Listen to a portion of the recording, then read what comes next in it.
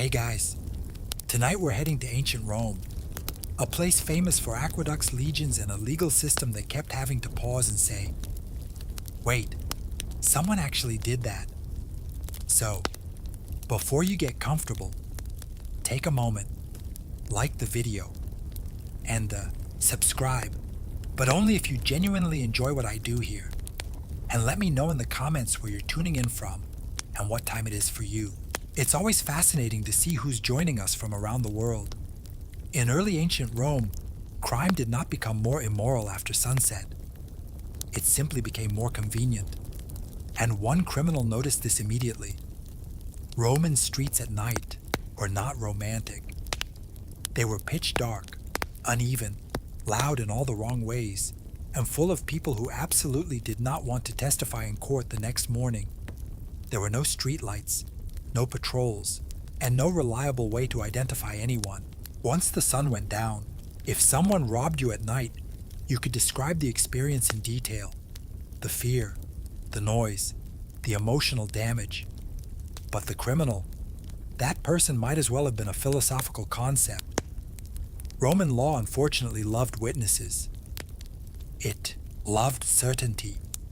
It loved being able to point at someone and say, You did this. And at night, that became very difficult. One criminal put this together faster than anyone else. He realized that stealing during the day was reckless. People saw you. People remembered you. People enjoyed talking about you in court. But at night,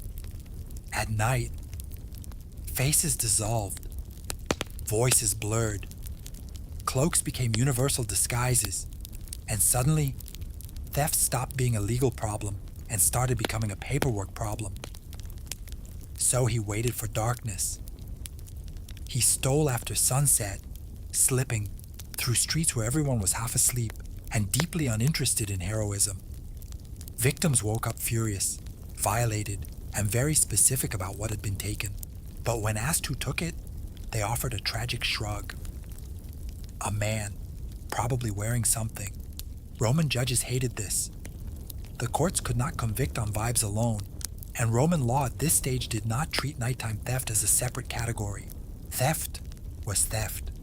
The sun was not legally relevant, which meant this criminal kept walking free over and over again, thanks to darkness doing all the heavy lifting. Eventually, the pattern became impossible to ignore. Theft rates climbed after sunset. Daytime crime stayed manageable. The problem was not crime, it was timing. Rome realized with growing irritation that the night itself had become a legal loophole. And Rome does not tolerate loopholes. So lawmakers did what Rome always did when outplayed. They changed the rules. They created harsher penalties specifically for theft committed at night. If you were caught with stolen goods taken after sunset, intent was assumed. Darkness itself became suspicious. Night was no longer neutral. It was basically an accomplice. This law did not exist because stealing was worse at night. It existed because one criminal figured out the courts went blind after dinner. And from that moment on, Roman law began a long tradition of chasing clever people who kept saying the most dangerous sentence in legal history. Technically, I didn't break the law. Rome replied by writing another one. After nighttime theft, Roman lawmakers believed they had restored order. They were wrong. Because while they were busy congratulating themselves, another criminal looked up, literally, and realized Rome had forgotten to regulate gravity. In ancient Rome, multi-story, apartment buildings known as Insulae lined the streets. People lived stacked on top of each other like anxious bread loaves. And from those upper floors, one clever individual discovered a fascinating truth. If you dropped something on someone from above, you hadn't technically assaulted them. At least not yet. Roman law was very clear about direct violence. Punching someone, illegal. Stabbing someone, extremely illegal. But dropping a chamber pot, roof tile, or suspiciously heavy object from a window that wasn't clearly defined. After all, you hadn't touched the victim. You had merely released an object and allowed fate to handle the rest. This criminal weaponized accidents. He leaned out of windows and balconies and let gravity do the work. Sometimes it was garbage. Sometimes it was construction debris. Sometimes it was whatever happened to be nearby and unpleasantly solid. Pedestrians were injured. Goods were damaged. Dignity was destroyed. And yet, when brought before a magistrate, the defense was beautifully simple. I dropped it. No intent, no target, just clumsiness. And Roman courts, bound by definitions, struggled. Was it violence? Was it negligence? Or was it just an unfortunate encounter between a Roman citizen and physics? Victims complained constantly. Walking through Rome became a trust exercise. You didn't just watch where you stepped, you watched the sky. Being struck by falling objects became common enough that people began hugging walls or sprinting through narrow streets like participants in an involuntary obstacle course. Eventually, lawmakers noticed something troubling. The same individual appeared repeatedly in complaints, always nearby, always accidentally present, always innocent in court. Rome had a problem. One person had turned architecture into a legal loophole. So Rome responded with a new law. Anyone who threw or dropped objects from a building that injured someone was liable regardless of intent. It no longer mattered if it was deliberate, careless, or claimed to be accidental. The object fell. Someone suffered. You paid. This law wasn't about safety. It was about humiliation. Rome did not like being outsmarted by someone who treated gravity like an accomplice. And so, the law stepped in, not to regulate behavior, but to say loudly, "No, you knew exactly what you were doing." And just like that, Rome learned an important lesson. If the law doesn't mention it, someone absolutely will. In ancient Rome, reputation mattered almost as much as oxygen. You could survive being poor, you could survive being unlucky, but being publicly accused of a crime, that could end your career, your friendships, your political ambitions, and occasionally your will to keep wearing a toga outside. Early Roman law assumed a very optimistic thing about human nature, that people would not accuse others of crimes unless they were telling the truth. This assumption lasted exactly as long as it took for one clever individual to realize how devastating accusations could be. Even when completely false, this criminal didn't steal. He didn't stab anyone. He didn't throw chamber pots from balconies. He simply accused people publicly, loudly, strategically. He accused rivals of crimes they could not immediately disprove. Theft, corruption, religious violations, things that required investigation, time, and witnesses. And during that time, the damage was already done. People whispered, allies distanced themselves. Business partners suddenly became very busy. Even if the accused was eventually cleared, the stain remained. Rome loved procedure, but gossip moved faster. And the best part, at first there was no punishment for being wrong. If the accusation failed, the accuser shrugged and walked away. No consequences, no accountability, just social destruction delivered legally, efficiently, and with excellent timing. It was character assassination without the mess. Roman courts began to notice a pattern. The same accuser appeared again, and again. Different targets, same outcome. The accused suffered. The accuser benefited. And technically, he had done nothing illegal. He had merely spoken. This made Roman magistrates deeply uncomfortable. Rome could tolerate crime.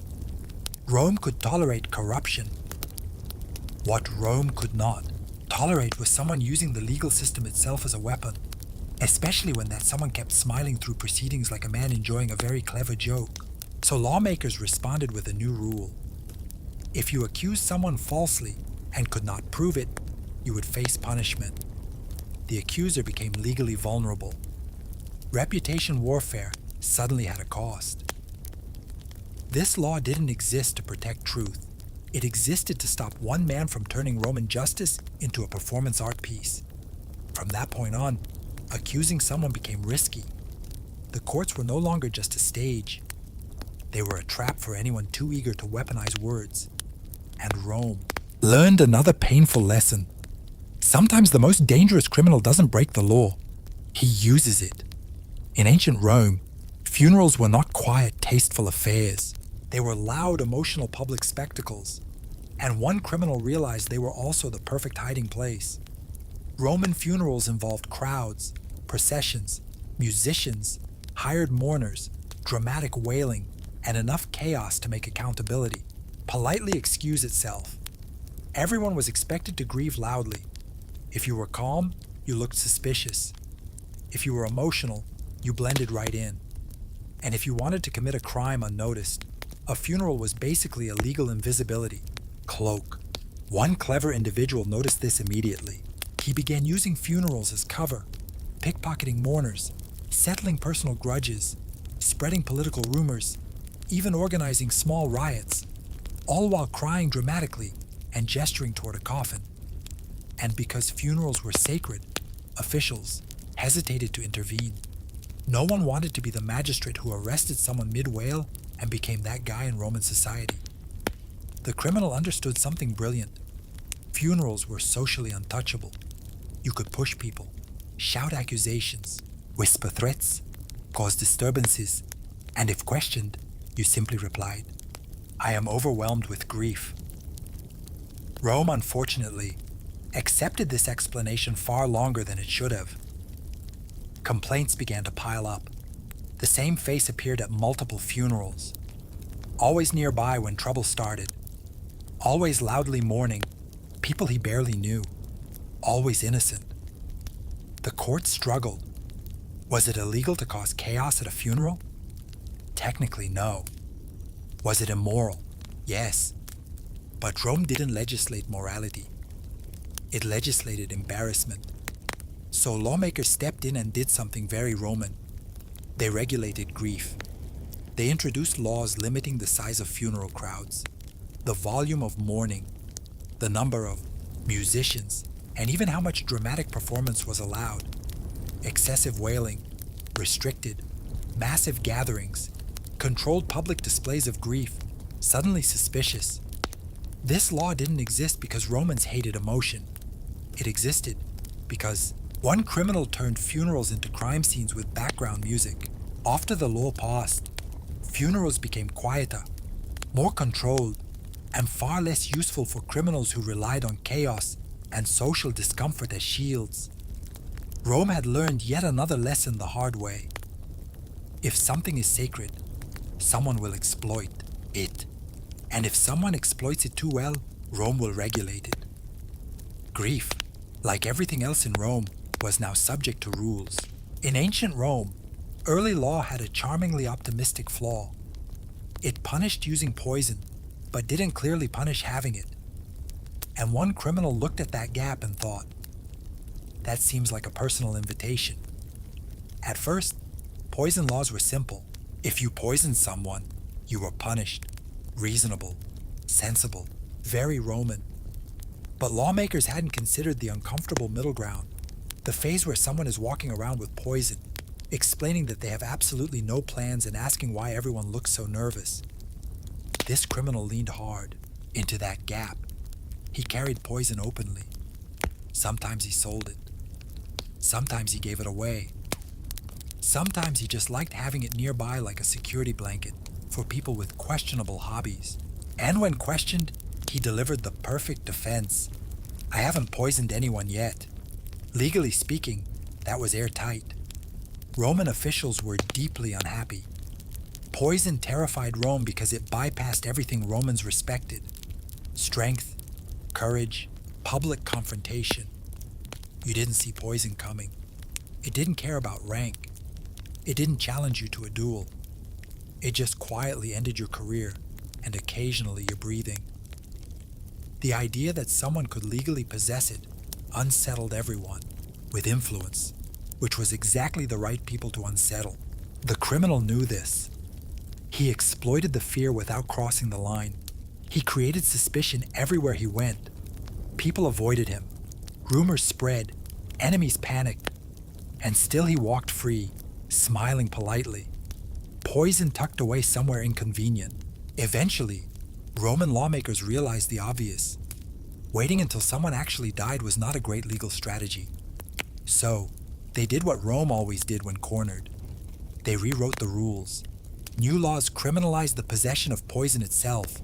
Intent no longer mattered. If you had poison, you were guilty. Explanation unnecessary. The logic was simple. If you don't plan to poison someone, why are you carrying poison? This law didn't exist because poisonings increased. It existed because one man made everyone feel like they might be poisoned at any moment. Rome didn't punish poison because it was immoral. Rome punished it because it was terrifying, and terror without legal control was unacceptable. And just like that, Rome learned another lesson. When someone is clever enough to stop one step before the crime, the law will move the line closer. Rome loved order. Rome loved categories. You were a citizen, a slave, a priest, a soldier, a magistrate, preferably something easy to recognize from a distance. Which is exactly why one criminal realized that changing clothes was basically changing legal reality. In ancient Rome, clothing mattered a lot. A toga wasn't just fashion, it was paperwork you could wear, put on the right outfit, and people treated you differently. Opened doors, looked away, assumed authority, and one criminal discovered that if the law respected appearances, appearances could be weaponized. He dressed as a slave when committing crimes that required invisibility. No one questioned slaves. No one remembered slaves. He dressed as a priest when he needed access to restricted spaces. Who questions a priest? He dressed as a woman when it helped him blend into crowds. He dressed as a minor official when he wanted compliance without paperwork. And every time he was caught, the defense was infuriatingly simple. I am wearing clothes. At first, Rome had no response. There was no law against pretending, no statute banning strategic wardrobe choices. After all, how could you regulate clothing without admitting that your entire social system was held together by fabric and confidence? Victims complained. Guards shrugged. Courts stalled. The criminal kept slipping through, changing identities, faster than witnesses could keep up. One moment, he was a slave. The next, a respectable citizen. The next, someone you definitely saw before, but cannot legally describe. The problem wasn't the disguise. The problem was that Roman law trusted what it could see. Eventually, magistrates noticed a pattern. The same crimes, different descriptions, same outcomes. Someone was manipulating perception itself. And Rome does not like being made to feel gullible. So lawmakers acted. New rules restricted disguises in public spaces, especially those that imitated social classes, religious roles, or official positions. If you dress to deceive, not entertain, you are now breaking the law. This law didn't exist because Rome hated creativity. It existed because one man proved that identity in Rome was disturbingly fragile. After the law passed, clothing stopped being a legal cheat code. Guards became suspicious. Witnesses were encouraged to look past outfits, and Rome learned yet another uncomfortable truth. If your system depends on appearances, someone will eventually change clothes and walk right through it. In ancient Rome, land was everything. Land meant wealth, status, food, power, and the right to look down on your neighbors with confidence. So, naturally, Rome assumed that once land boundaries were marked with stones, everyone would politely respect them forever. One criminal read that assumption and smiled. Roman property lines were often marked by boundary stones, heavy markers placed between fields, roads, and estates. These stones were considered sacred, stable, and unquestionably reliable. The law treated them like permanent facts of nature, which is exactly why one very patient individual realized something terrifyingly simple. Stones can be moved. Not dramatically, not obviously, just a few inches at a time. One quiet nudge after sunset, another nudge a few weeks later. Slowly, carefully, invisibly, the boundary shifted, and with it, so did the land. The criminal didn't storm fields or tear down fences. That would attract attention. He let time do the work. Over months, even years, the boundary stones migrated, and suddenly he legally owned more land. On paper, everything checked out. The stones were there. The land matched the markers. Anyone questioning it sounded paranoid. Neighbors complained, of course. They felt something was wrong. Their land seemed smaller, their crops closer to the edge. But feelings didn't matter. The stones were the law, and the law was standing exactly where the criminal had placed it. Roman courts struggled. No one had written a law against slowly relocating geography. It wasn't theft in the traditional sense. It wasn't violence. It was landscaping with ambition. Eventually, surveyors were brought in, priests were consulted, arguments escalated, and Rome realized it had been humiliated by a man with patience and a strong back. The response was swift and very Roman. Moving boundary stones became a serious crime, not just illegal, religiously offensive. Boundary stones were placed under divine protection. Tampering with them angered the gods. Punishment escalated from fines to exile, depending on how bold you'd been with your landscaping. This law didn't exist because people were clumsy. It existed because one man treated property law like a puzzle. Rome learned an important lesson. If your legal system trusts physical markers absolutely, someone will eventually pick one up and walk away with half a farm. And from that day on, even rocks were no longer trusted. In ancient Rome, weapons were not unusual. Rome was built by people who believed problems could be solved with discipline, organization, and when necessary, sharp metal. Outside the city, weapons were expected. Soldiers carried them, travelers carried them, even farmers carried them. All perfectly normal. Inside the city, however, things were supposed to be different. Rome liked to imagine itself as civilized, orderly, governed by law, not brute force. And yet, for a long time, there was no clear rule against simply walking around armed. One criminal noticed this immediately. He carried a weapon everywhere, not to attack people directly. Of course, that would be illegal. Instead, he carried it for protection. A perfectly reasonable explanation, except that everywhere he went, conflicts seemed to erupt. Arguments escalated. People backed down. Fights conveniently stopped just before violence technically occurred. No blows were struck. No blood was spilled. No crime could be proven. And yet, everyone felt threatened. This was the genius of it. The criminal understood that Roman law punished action, not intimidation.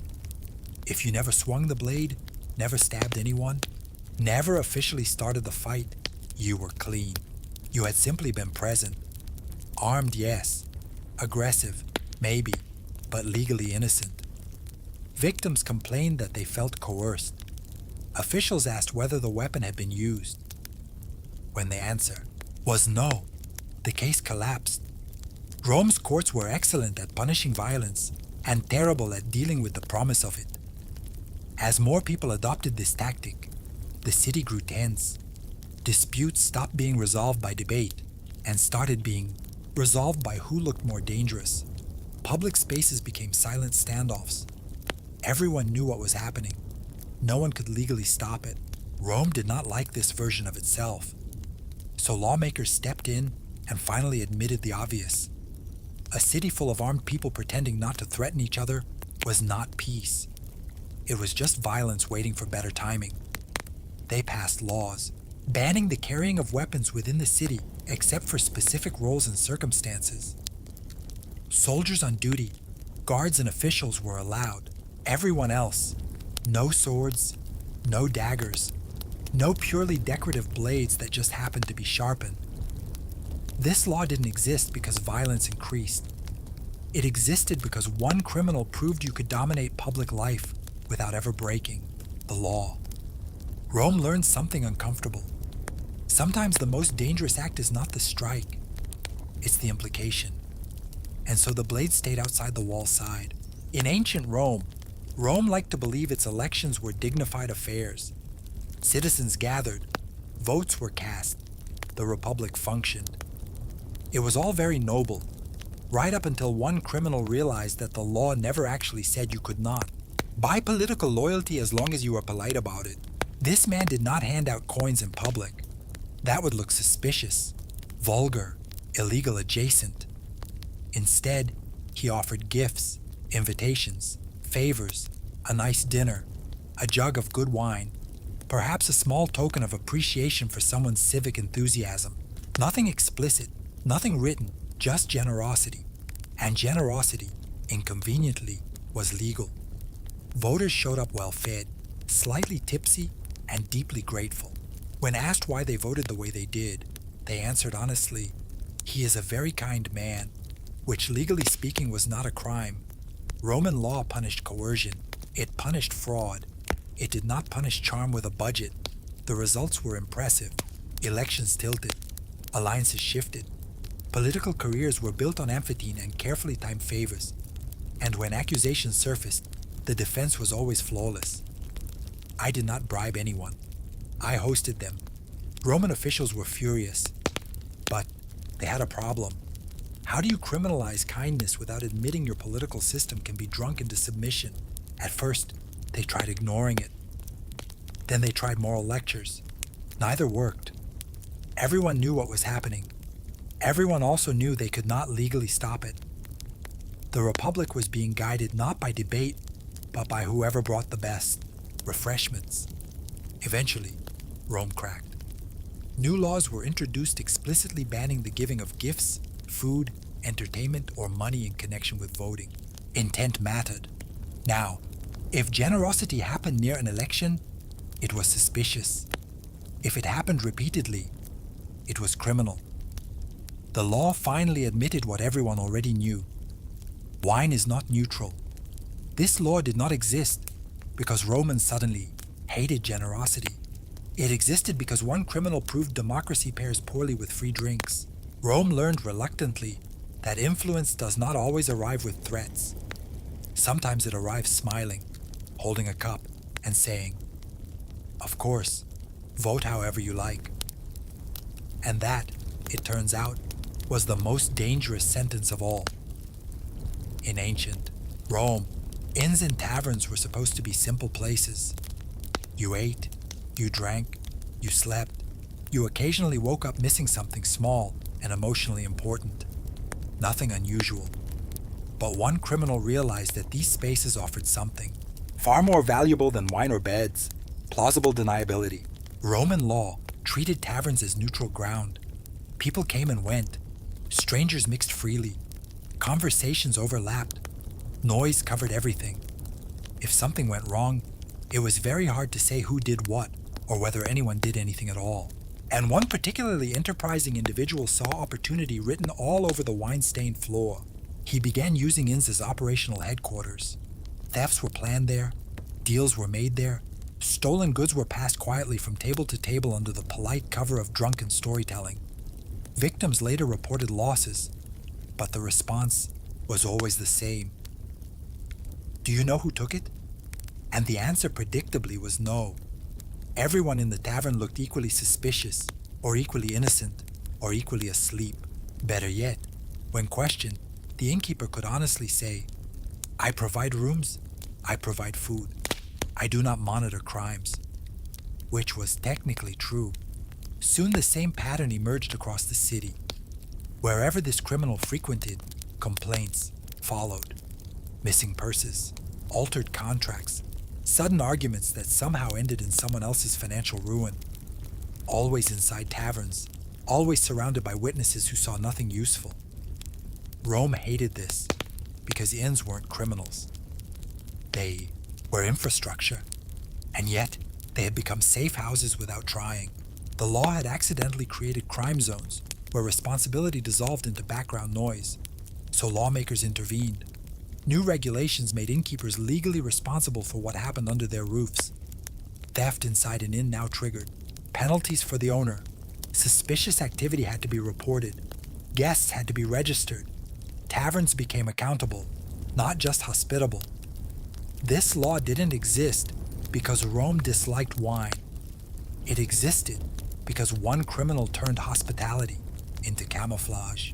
Afterward, inns became quieter, less chaotic, less useful to criminals who relied on crowds and confusion. And Rome learned yet another lesson.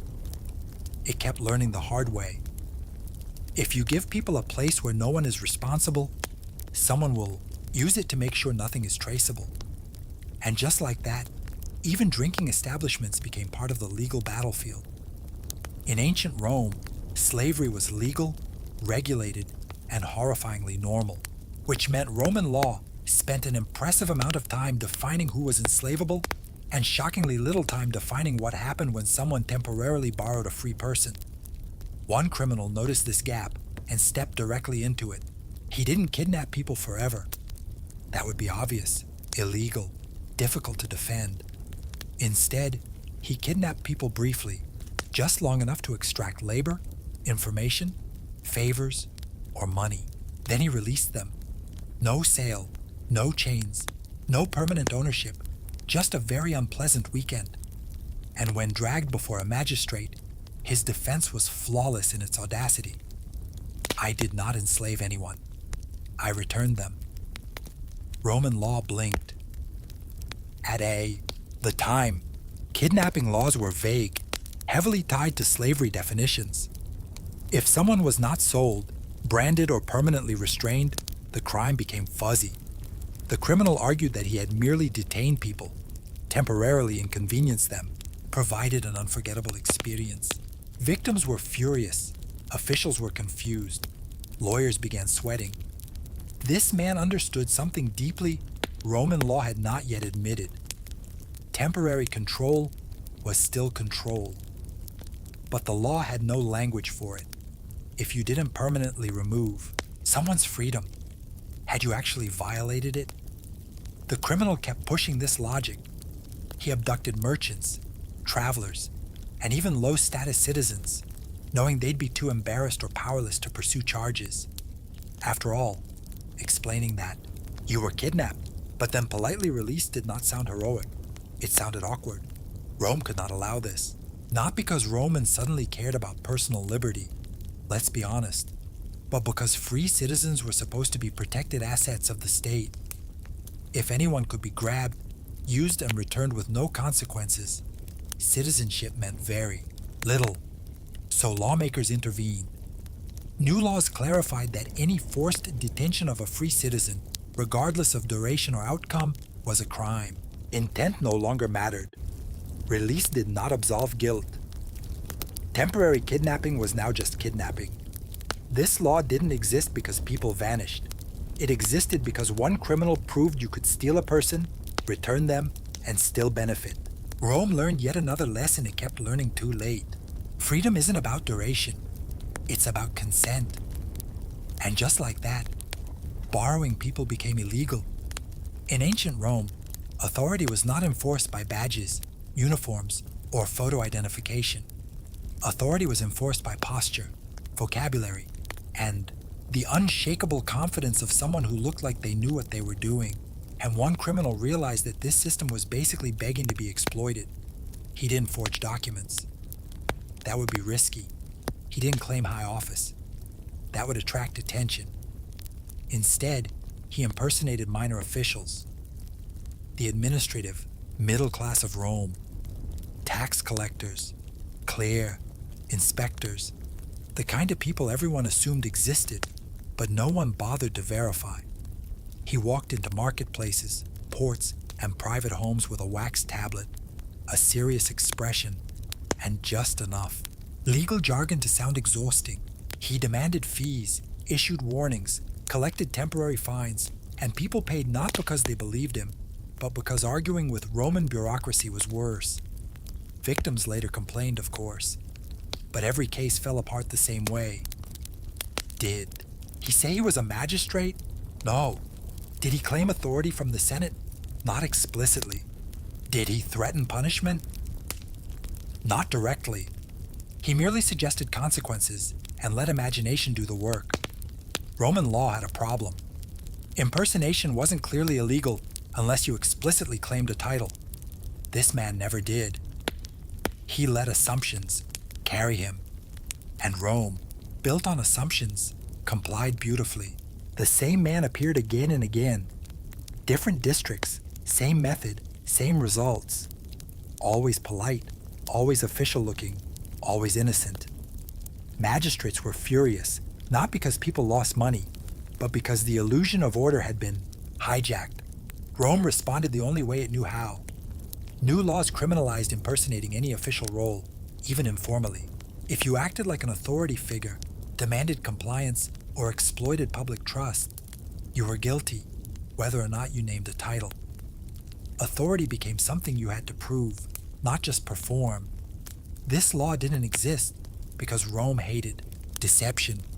It existed because one criminal proved that governance collapses when confidence replaces credentials. Rome learned reluctantly that power is not always enforced by force. Sometimes it's enforced by someone saying, "This will be much easier if you cooperate." And from that moment on, looking official stopped being enough. In ancient Rome, contracts were sacred. Written agreements carried enormous weight. If something was written down, sealed, and witnessed, it was treated as truth, even if no one fully understood what they had just agreed to. And one criminal saw that trust and immediately sharpened his stylus. This man did not lie in his contracts. That would be illegal. He did something far more effective. He wrote them beautifully. His contracts were long, elegant, and exhausting. They were filled with precise language, conditional clauses, and sentences that seemed to wander off, come back, and then wander off again. People skimmed, people nodded, people signed, and only later did they realize they had agreed to something deeply unfortunate. Merchants found themselves locked into unfair terms they hadn't noticed. Partners discovered hidden obligations buried, halfway through a paragraph that looked harmless at first glance. Debtors realized that repayment conditions were technically correct and absolutely devastating. And when they complained, the criminal calmly pointed to the text and said, "It's right there." Roman courts were trapped. The contracts were valid. The language was precise. Witnesses confirmed the signing. The problem wasn't fraud. It was literacy weaponized with intent. At the time, Roman law assumed that if you signed something, you had agreed knowingly. The idea that someone would deliberately construct a contract to confuse, rather than clarify, simply hadn't been taken seriously. This criminal changed that assumption. Cases piled up. Different victims, same handwriting, same outcome.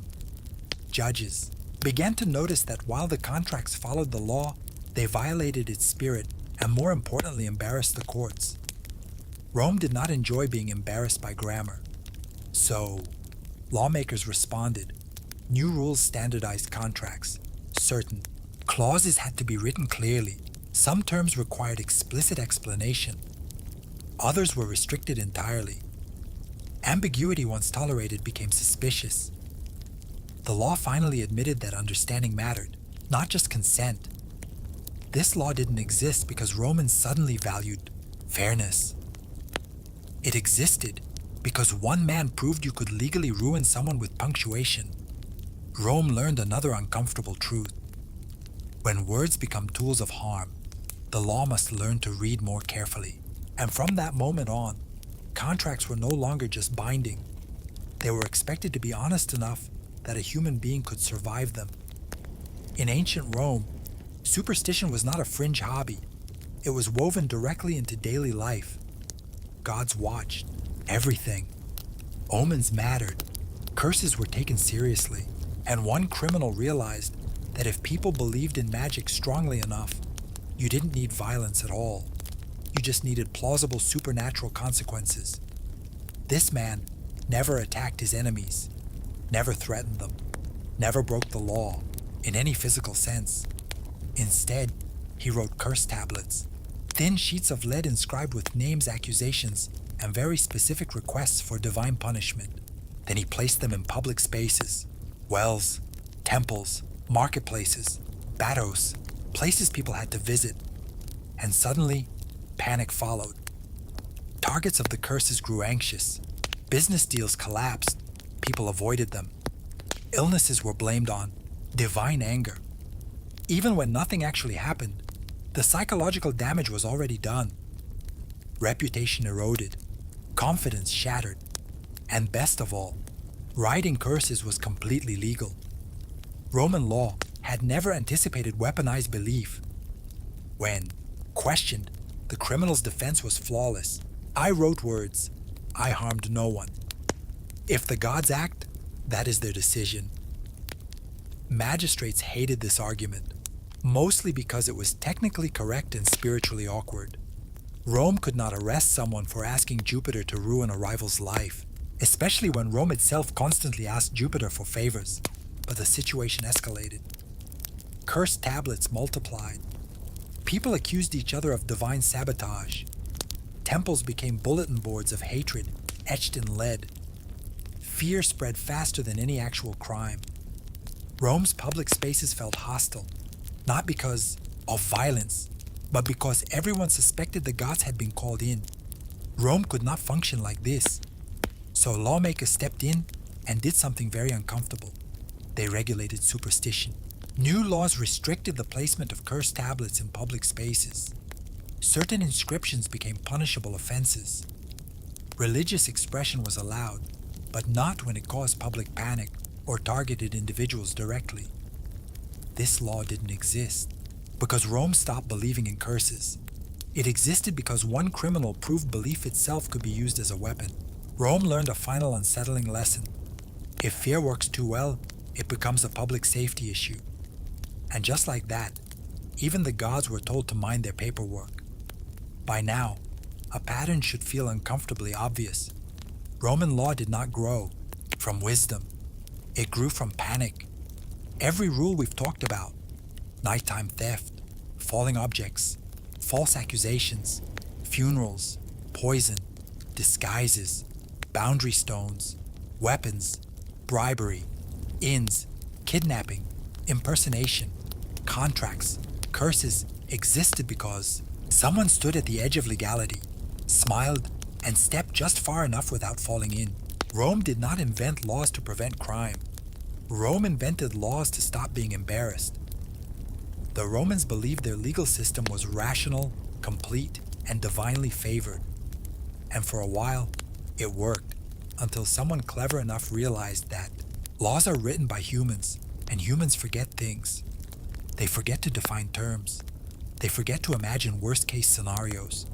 They forget that someone somewhere will ask, yes, but what if I do this instead? And Roman criminals asked that question constantly. They didn't break the law. They read it. They didn't rebel. They complied maliciously. They didn't attack the system. They treated it like a puzzle. And Rome kept losing. What made these criminals dangerous wasn't violence or chaos. It was precision. They understood intent better than lawmakers did. They exploited timing, appearances, assumptions, and human discomfort. They forced magistrates to confront an uncomfortable truth. Law is not about morality. It's about definitions, and definitions can be bent. Each time Rome rewrote the rules, it told on itself. It admitted quietly that it hadn't thought far enough ahead, that its laws worked only as long as people behaved normally. And the moment someone didn't, the system cracked. But here's the ironic part. These criminals didn't weaken Roman law. They strengthened it. Every loophole closed made the system more resilient. Every embarrassment forced clarity. Rome became legally sophisticated, not because it was wise, but because it kept getting outplayed. In a strange way, Roman criminals were unpaid consultants, and Rome learned slowly, painfully, and repeatedly that the law is never finished. It is always chasing the last clever person who figured out how to stay just inside the lines. That's why Roman law feels so modern. That's why it still echoes today. And that's why every legal code in history carries the fingerprints of someone who once said, technically, this is allowed, and ruined everyone's afternoon. The Victorian coal stove sat in the kitchen like an iron monarch, radiating heat, soot, and authority. It was advertised as a triumph of modern engineering. Controlled, heat, enclosed flames, efficiency. In practice, it was a demanding animal that required constant feeding and punished neglect immediately. Coal did not appear magically inside the stove. Someone, usually a woman or servant, had to haul it in by the bucket, often before breakfast. While yesterday's ash still clung to the floor and lungs, every morning began with scraping, shoveling, coughing, and the quiet hope that today the stove would cooperate. Unlike earlier open hearths, the coal stove promised precision. Victorian manuals spoke confidently about roasting, simmering, and baking with scientific certainty. The stove itself disagreed. Heat varied wildly depending on coal quality, humidity, chimney mood, and how aggressively the fire had been poked. Too much coal turned the oven into a crematorium. Too little meant raw bread and shame. There were no temperature gauges, only instinct, superstition, and burned fingertips. Cooks tested oven heat by thrusting a bare hand inside and counting, seconds until pain arrived. An early form of culinary measurement that permanently removed feeling from several fingers. Smoke was an ever-present companion. Chimneys clogged, downdrafts occurred, and on bad days the kitchen filled with thick gray haze. Eyes watered, lungs protested. Meat absorbed the aroma whether it wanted to or not. Everything smelled faintly of coal, including the cook. Windows were opened, even in winter, because suffocation was considered worse than frostbite. Dresses brushed against the stove and ignited without warning, turning a domestic chore into a potential obituary. The stove also introduced new dangers, disguised as progress. Iron surfaces stayed hot long after the fire died down. Pots were heavier, lids snapped shut, and boiling water was now managed at waist height instead of ground level. Convenient, unless it spilled. Burns were common, accepted, and rarely mentioned. A competent cook was expected to carry scars like badges of experience. Yet, despite all this, the coal stove became the unquestioned heart of the Victorian kitchen. Meals depended on it. Schedules revolved around it. When it failed, everything failed with it. The stove was not merely a tool, it was a daily negotiation with heat, smoke, and exhaustion, conducted long before anyone thought cooking should be comfortable. Before refrigeration entered the Victorian imagination, food safety relied heavily on hope, airflow, and a wooden box with wire mesh sides known as the meat safe. These cabinets were meant to keep meat edible for as long as possible, while discouraging flies, cats, rats, and curious children. They were usually placed near a window or in a cool pantry, positioned to catch whatever breeze nature felt generous enough to provide. Freshness in this system was not guaranteed. It was negotiated hourly. The theory was simple. Air circulation slowed decay. Shade reduced heat. Mesh kept insects out. In reality, flies were resourceful, bacteria invisible, and Victorian summers merciless. Meat hung on hooks or rested on stone shelves, slowly changing color and aroma as the day progressed. Cooks inspected it constantly, sniffing, poking, trimming suspicious edges, and reassuring themselves that boiling would kill whatever was wrong with it. This belief carried immense confidence and only occasional consequences. Salt, vinegar, and spices were used generously, not always for flavor, but as camouflage. A heavily spiced stew could hide a great many sins. When meat began to turn, the solution was not disposal.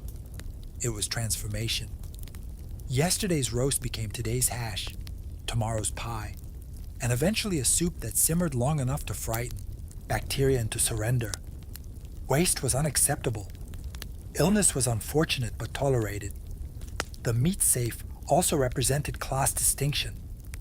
Wealthier households owned larger cabinets, sometimes lined with zinc or marble, and could afford ice deliveries. During warmer months, poorer families relied on basic wooden safes or simple hooks near windows, praying for cold nights. In urban areas, soot settled onto exposed food, adding a faint industrial seasoning that no cookbook mentioned. Despite its shortcomings, the meat safe was treated as a scientific improvement over previous methods. It looked modern. It had structure. It suggested control over decay, even if that control was mostly imagined.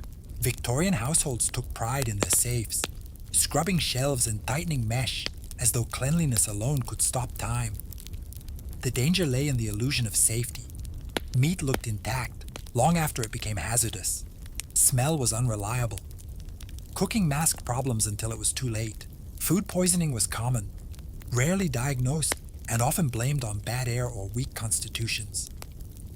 Still, the meat safe endured, quietly hosting meals that balanced nourishment and risk. It was refrigeration's awkward ancestor, earnest, inadequate, and absolutely convinced it was doing its best. The arrival of the icebox was hailed as a minor miracle in Victorian kitchens.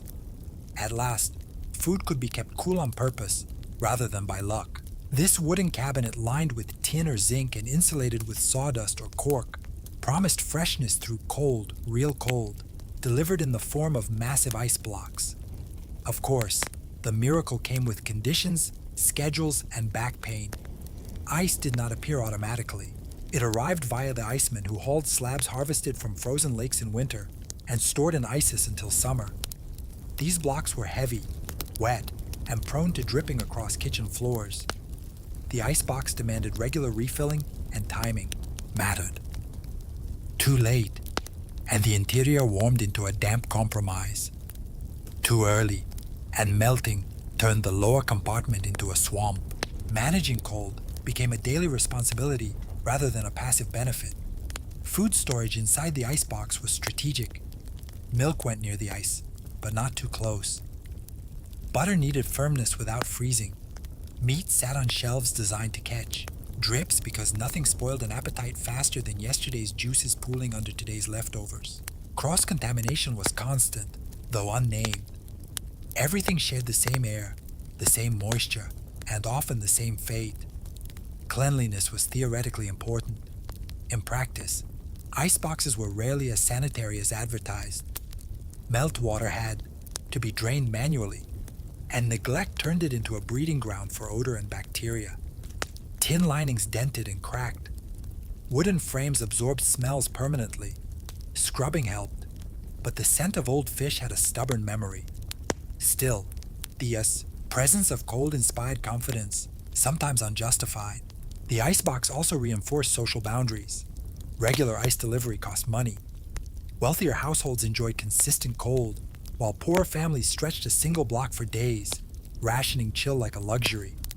In extreme heat, ice was diverted to drinks or sick rooms, leaving food to fend for itself. Priorities were clear. Despite its flaws, the icebox changed how Victorians thought about food. Freshness became something that could be extended, not merely endured. Leftovers were safer, milk lasted longer, and certain illnesses became less common, though nobody quite understood why. The icebox did not eliminate danger, it postponed it. Cold, it turned out, was powerful, but demanding. The icebox offered control over decay, but only to households willing to plan around melting water, delivery schedules, and the slow, unstoppable drip, reminding everyone that progress, like ice, never lasted as long as promised. Victorian kitchens proudly welcomed mechanical grinders as symbols of modern efficiency. These handsy-crank devices promised to save time, standardize food, and reduce the sheer physical punishment of preparation. Meat grinders, spice mills, and mincers appeared in catalogs with confident illustrations of calm women turning handles effortlessly. Reality involved far more resistance, sweat, and occasional blood. The grinder was usually bolted to a table, edged with a heavy clamp, transforming furniture into industrial equipment. Meat had to be trimmed carefully, because sinew jammed gears without mercy. When the handle stopped moving, it did not pause politely. It fought back. Cooks leaned into the crank with their full weight, developing forearms that would have impressed a dock worker. Children were sometimes enlisted to turn the handle, their small arms perfectly sized for repetitive labor. Cleaning the grinder was an ordeal no one enjoyed. Bits of meat lodged deep inside threaded chambers, refusing to dislodge, without tools, boiling water, or language not suitable for polite company. If not cleaned thoroughly, yesterday's residue became today's flavor. Rust formed quickly, especially in humid kitchens, turning shiny progress into orange decay. Many households accepted this as normal. Mechanical grinders also introduced new risks. Fingers slipped, sleeves caught, hair brushed too close to exposed gears. Minor injuries were common and rarely documented. Manuals warned vaguely about caution while assuming the user possessed unlimited attentiveness. The grinder did not stop for pain. It simply continued its task. Yet these machines changed Victorian cooking profoundly. Minced meat enabled new dishes, sausages, meatballs, rissoles, stretching smaller portions to feed larger families. Tough cuts became manageable. Spices could be freshly ground, enhancing flavor and masking less than fresh ingredients. Uniform texture became fashionable, associated with refinement and control. There was also a psychological shift. Grinding turned food into something processed, no longer recognizably animal. This distance made meat more acceptable to increasingly urban households uncomfortable with slaughter. Machinery stood between the cook and the creature, which was considered progress of the highest order.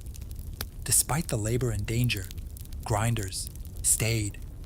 They represented effort directed toward efficiency, pain justified by output. Victorian kitchens were not becoming gentler. They were becoming busier, louder, and more mechanical. The grinder was not a convenience. It was a small factory installed at the table, reminding cooks that modern meals were built one crank, one sore wrist, and occasionally one bandaged finger at a time. As gas lines crept into Victorian cities, kitchens gained a new and unsettling innovation. Gas-powered light and eventually gas cooking. Compared to coal, gas was clean, fast, and modern. It required no hauling, no ash removal, and far less patience. Turn a valve, strike a match, and fire appeared obediently. For a society obsessed with progress, this felt revolutionary. It was also quietly dangerous. Gas stoves heated instantly, which thrilled cooks accustomed to waiting for coal fires to behave. Sauces could be adjusted mid-cook. Water boiled on demand. Kitchens became brighter, especially at night, extending working hours without reliance on candles or oil lamps. Productivity soared. So did exhaustion. The kitchen, once bound to daylight, now operated whenever needed, whether the cook liked it or not. The danger lay in what could not be seen. Gas leaks were common, often caused by faulty pipes, loose fittings, or valves left slightly open. The smell was not always strong enough to warn of accumulation, and ventilation was poor. Kitchens filled with fumes that caused headaches, dizziness, and nausea. Symptoms blamed on fatigue rather than poisoning. Carbon monoxide had no name yet, only consequences. Explosions were rare, but memorable. Newspapers reported kitchens blown apart by a single spark, turning meals into rubble. More often, the damage was slow and internal. Prolonged exposure weakened health, especially among servants who spent long hours near burners. Gas was praised as clean because it left no soot, ignoring the invisible residue it left in lungs. Gas also introduced a new relationship with fire. Coal fires burned steadily, visibly. Gas flames were quiet, almost polite, flickering blue with deceptive calm. This encouraged complacency. Pots boiled over, flames extinguished silently, and gas continued flowing. Many households learned safety only after near disasters. Despite the risks, gas spread rapidly. It symbolized urban sophistication and scientific mastery. Manuals offered advice, mostly optimistic, assuring readers that proper use eliminated danger. Proper use, unfortunately, depended on infrastructure still learning how not to kill people. In Victorian kitchens, gas represented the future arriving before safety caught up. It made cooking faster, kitchens brighter, and meals more controllable. It also introduced a threat, that could not be swept away or smelled reliably. Progress, once again, came wrapped in convenience and risk, with cooks breathing deeply and hoping the invisible would remain harmless long enough to finish dinner.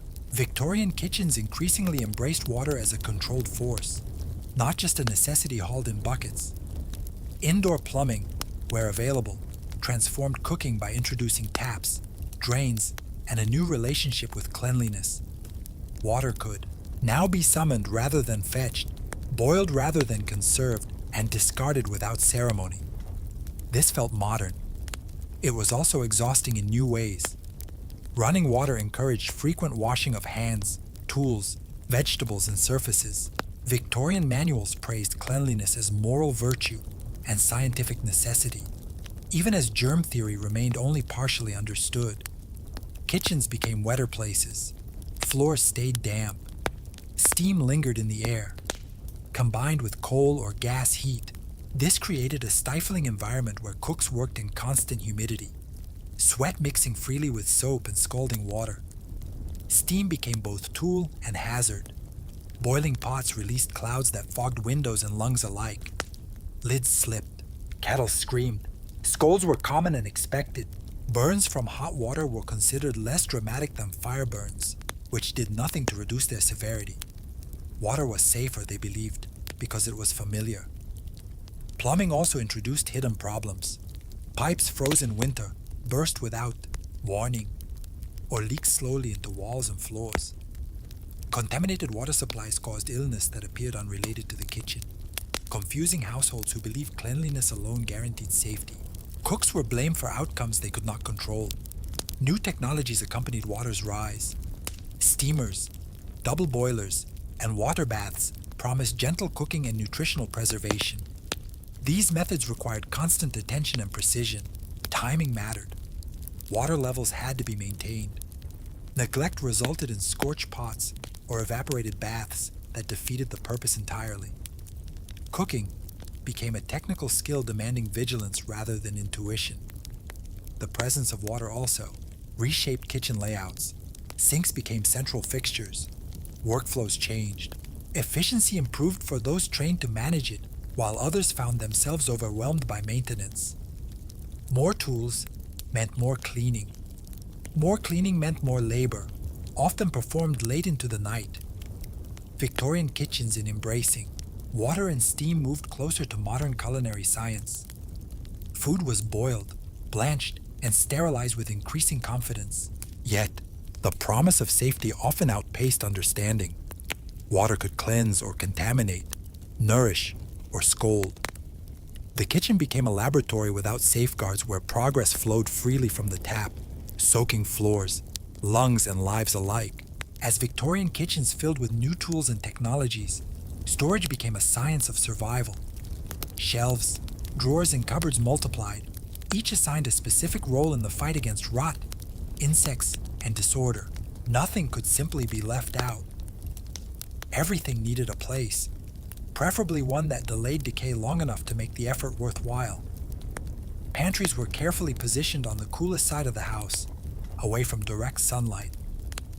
Shelving was often stone or marble, believed to discourage pests and absorb cold. Wooden shelves persisted despite their tendency to warp, crack, and harbor smells that never fully left. Flour absorbed dampness, sugar hardened into bricks. Tea took on the personality of whatever lived nearby. Storage was less about preservation and more about managing inevitable decline. Containers grew more specialized. Tin boxes for dry goods, glass jars for preserves, ceramic crocks for fats and pickles. Each came with rules. Tin rusted, glass shattered, ceramic chipped. Labels were handwritten, optimistic, and frequently wrong. Households relied on memory to track age, freshness, and risk. Mistakes were common. Rodents treated storage as an invitation. Wire screens, traps, and elevated shelving slowed them down, but never truly excluded them. Insects arrived regardless. Flour wevils were tolerated. Ants were negotiated with. Mold was scraped off if it looked manageable. Entire systems existed to decide when food crossed the invisible line from acceptable to dangerous. And those decisions varied wildly between households. Order itself became a moral value. A well-organized pantry signaled discipline, competence, and respectability. Manuals insisted that chaos led to waste and illness. In reality, disorder often resulted from exhaustion rather than neglect. Maintaining perfect storage required constant vigilance, daily inspections, and regular reorganization. Labor that fell almost entirely on women and servants. The irony was that increased storage options encouraged accumulation. More shelves meant more food kept longer, increasing the chance of spoilage rather than preventing it. Leftovers lingered. Ingredients aged quietly. Smells blended into a permanent background note of almost fine. Victorian storage systems reflected a society trying to control nature indoors. Decay was slowed, cataloged, and managed, but never defeated. Every shelf, jar, and drawer represented effort spent postponing loss. The kitchen became not just a place of preparation, but a battlefield where order confronted entropy daily, and entropy usually won, just slowly enough to keep everyone hopeful. Victorian kitchen technology was frequently advertised as labor-saving, efficient, and modern. In practice, it often did the opposite. Each new device reduced one type of effort while quietly creating several more. Coal stoves needed constant tending. Ice boxes demanded monitoring. Grinders required strength. Storage systems required organization. None of this eliminated labor. It redistributed it, expanded it, and hid it behind polished metal and instruction manuals. Middle and upper-class households relied heavily on servants to operate this machinery of progress. Cooks, scullery maids, and kitchen maids formed a hierarchy built around exhaustion. The cook managed timing and technique. The scullery maid handled washing, scrubbing, and ash removal. The kitchen maid fetched water, cleaned surfaces, and absorbed overflow tasks. Technology increased specialization, not leisure. For households, without servants, the burden was worse. Middle-class women were expected to master complex systems alone, performing skilled labor while maintaining the illusion of domestic ease. Instruction manuals promised order and control, but rarely acknowledged fatigue. Efficiency assumed endless energy and flawless attention. Working conditions were harsh. Kitchens were hot, smoky, damp, and loud. Long hours bent over sinks or stoves took a physical toll. Burns, cuts, respiratory issues, and chronic pain were accepted as part of competence. Complaints were framed as weakness. Success meant keeping everything running without incident day after day. The myth of efficiency served social comfort. Technology allowed households to feel progressive without confronting the human cost behind meals. Well-prepared food became proof that systems were working, even if the people operating them were not. The kitchen ran smoothly. Therefore, all was well. Ironically, increased complexity reduced resilience. When a device failed, chaos followed. A broken gas line, melted ice, or jammed grinder disrupted the entire system. Knowledge became specialized, dependent on experience rather than instinct. Losing a skilled cook meant losing operational continuity. Victorian kitchen technology created an environment that looked modern and scientific, but functioned through relentless human input. Machines did not replace labor. They disciplined it. The kitchen became a controlled space where efficiency was measured not by comfort or safety, but by output achieved regardless of strain. Progress once again was built on the backs of those expected not to complain. By the late Victorian era, the kitchen had transformed into a space that would have looked astonishing to earlier generations. Coal stoves roared with managed fire. Ice boxes promised freshness. Gas lights pushed back the night. Mechanical tools hummed and clanked. Water flowed at will. On paper, cooking had become scientific, rational, and modern. In reality, it had become louder, hotter, and far more dangerous. The Victorian kitchen was not a place of comfort. It was a workplace shaped by heat, smoke, steam, and constant risk. Burns were common. Illnesses were misunderstood. Fatigue was invisible. Technology made meals more reliable, but the process more punishing. Each innovation solved one problem while introducing two more. Cleanliness improved, but contamination became subtle. Fire was controlled, but explosions occurred. Cold preserved food, but only temporarily. Yet, these kitchens mattered deeply. They laid the groundwork for everything that followed. Modern appliances evolved directly from Victorian struggles, thermostats replacing guesswork, refrigeration eliminating rot, electric motors removing muscle from the equation. The suffering embedded in early technology taught designers what not to repeat. Victorian cooks did not see themselves as pioneers. They were simply trying to get dinner on the table without disaster. Their scars, routines, and improvisations quietly shaped culinary modernity. Efficiency was learned through failure. Safety was learned through loss. Comfort came last. What survives today is the myth that progress made cooking easier overnight. The truth is slower and messier. Victorian kitchen technology dragged domestic life into the industrial age. One coal shovel, ice block, and aching wrist at a time.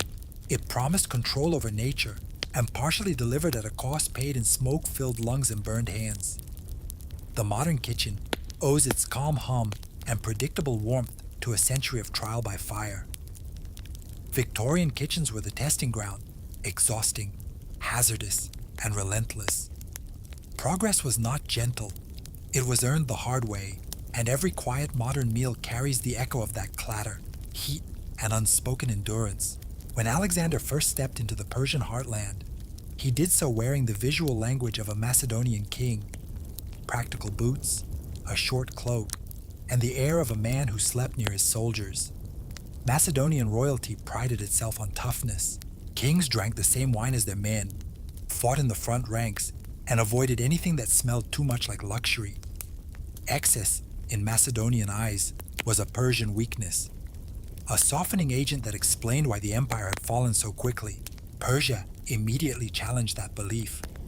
The palaces Alexander entered were not merely large, they were theatrical. Columns rose like forests of stone. Walls glittered with gold leaf. Floors were polished to mirror brightness. Servants moved silently, trained to anticipate needs before they were spoken. Clothing shimmered. Scents hung in the air.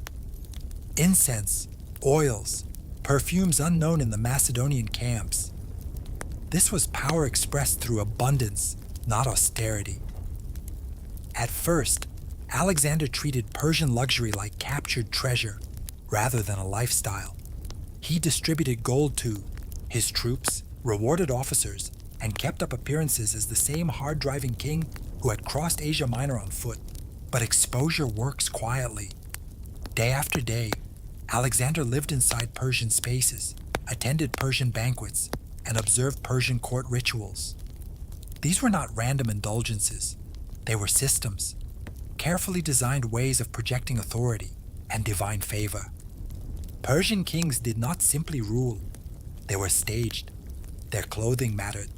Their posture mattered. Their distance from common men mattered.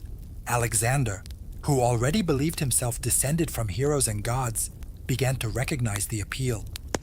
Macedonian kings earned loyalty through camaraderie.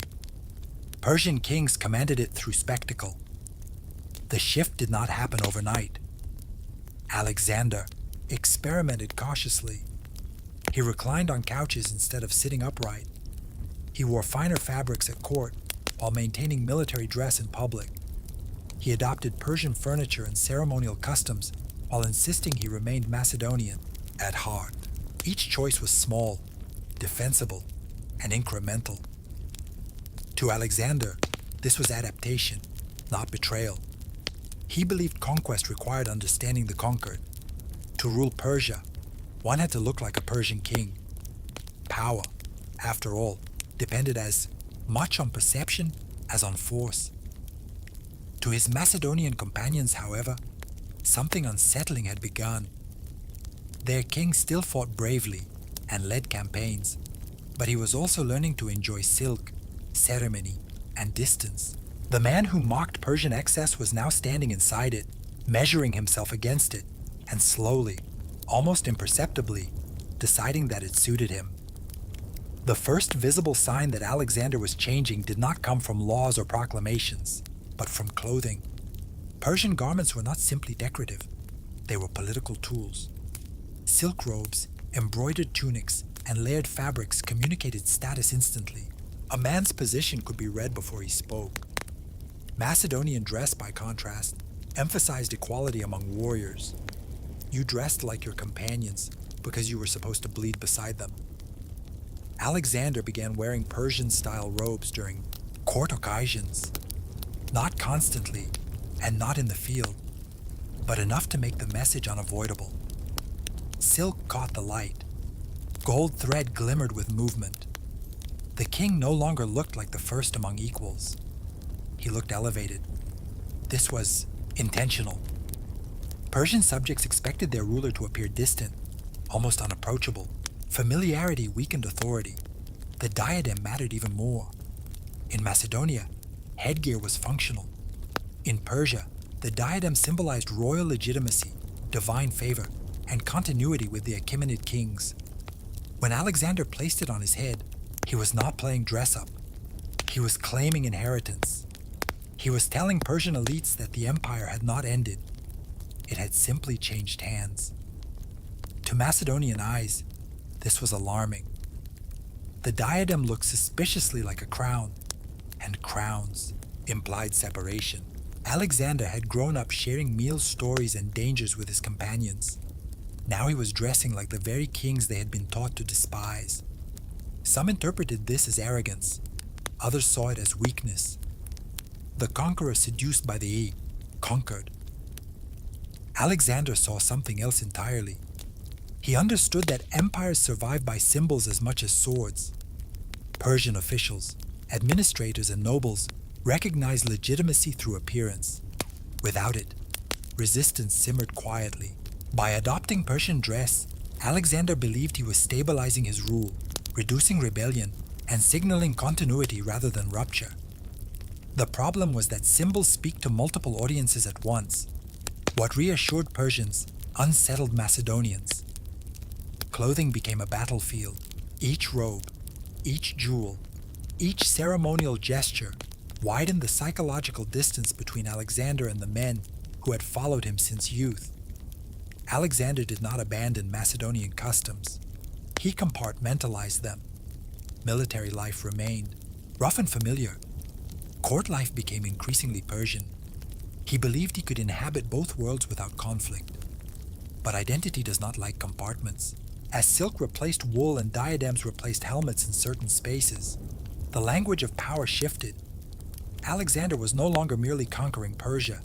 He was learning how to look like its king, and in doing so, redefining what kind of ruler he intended to be.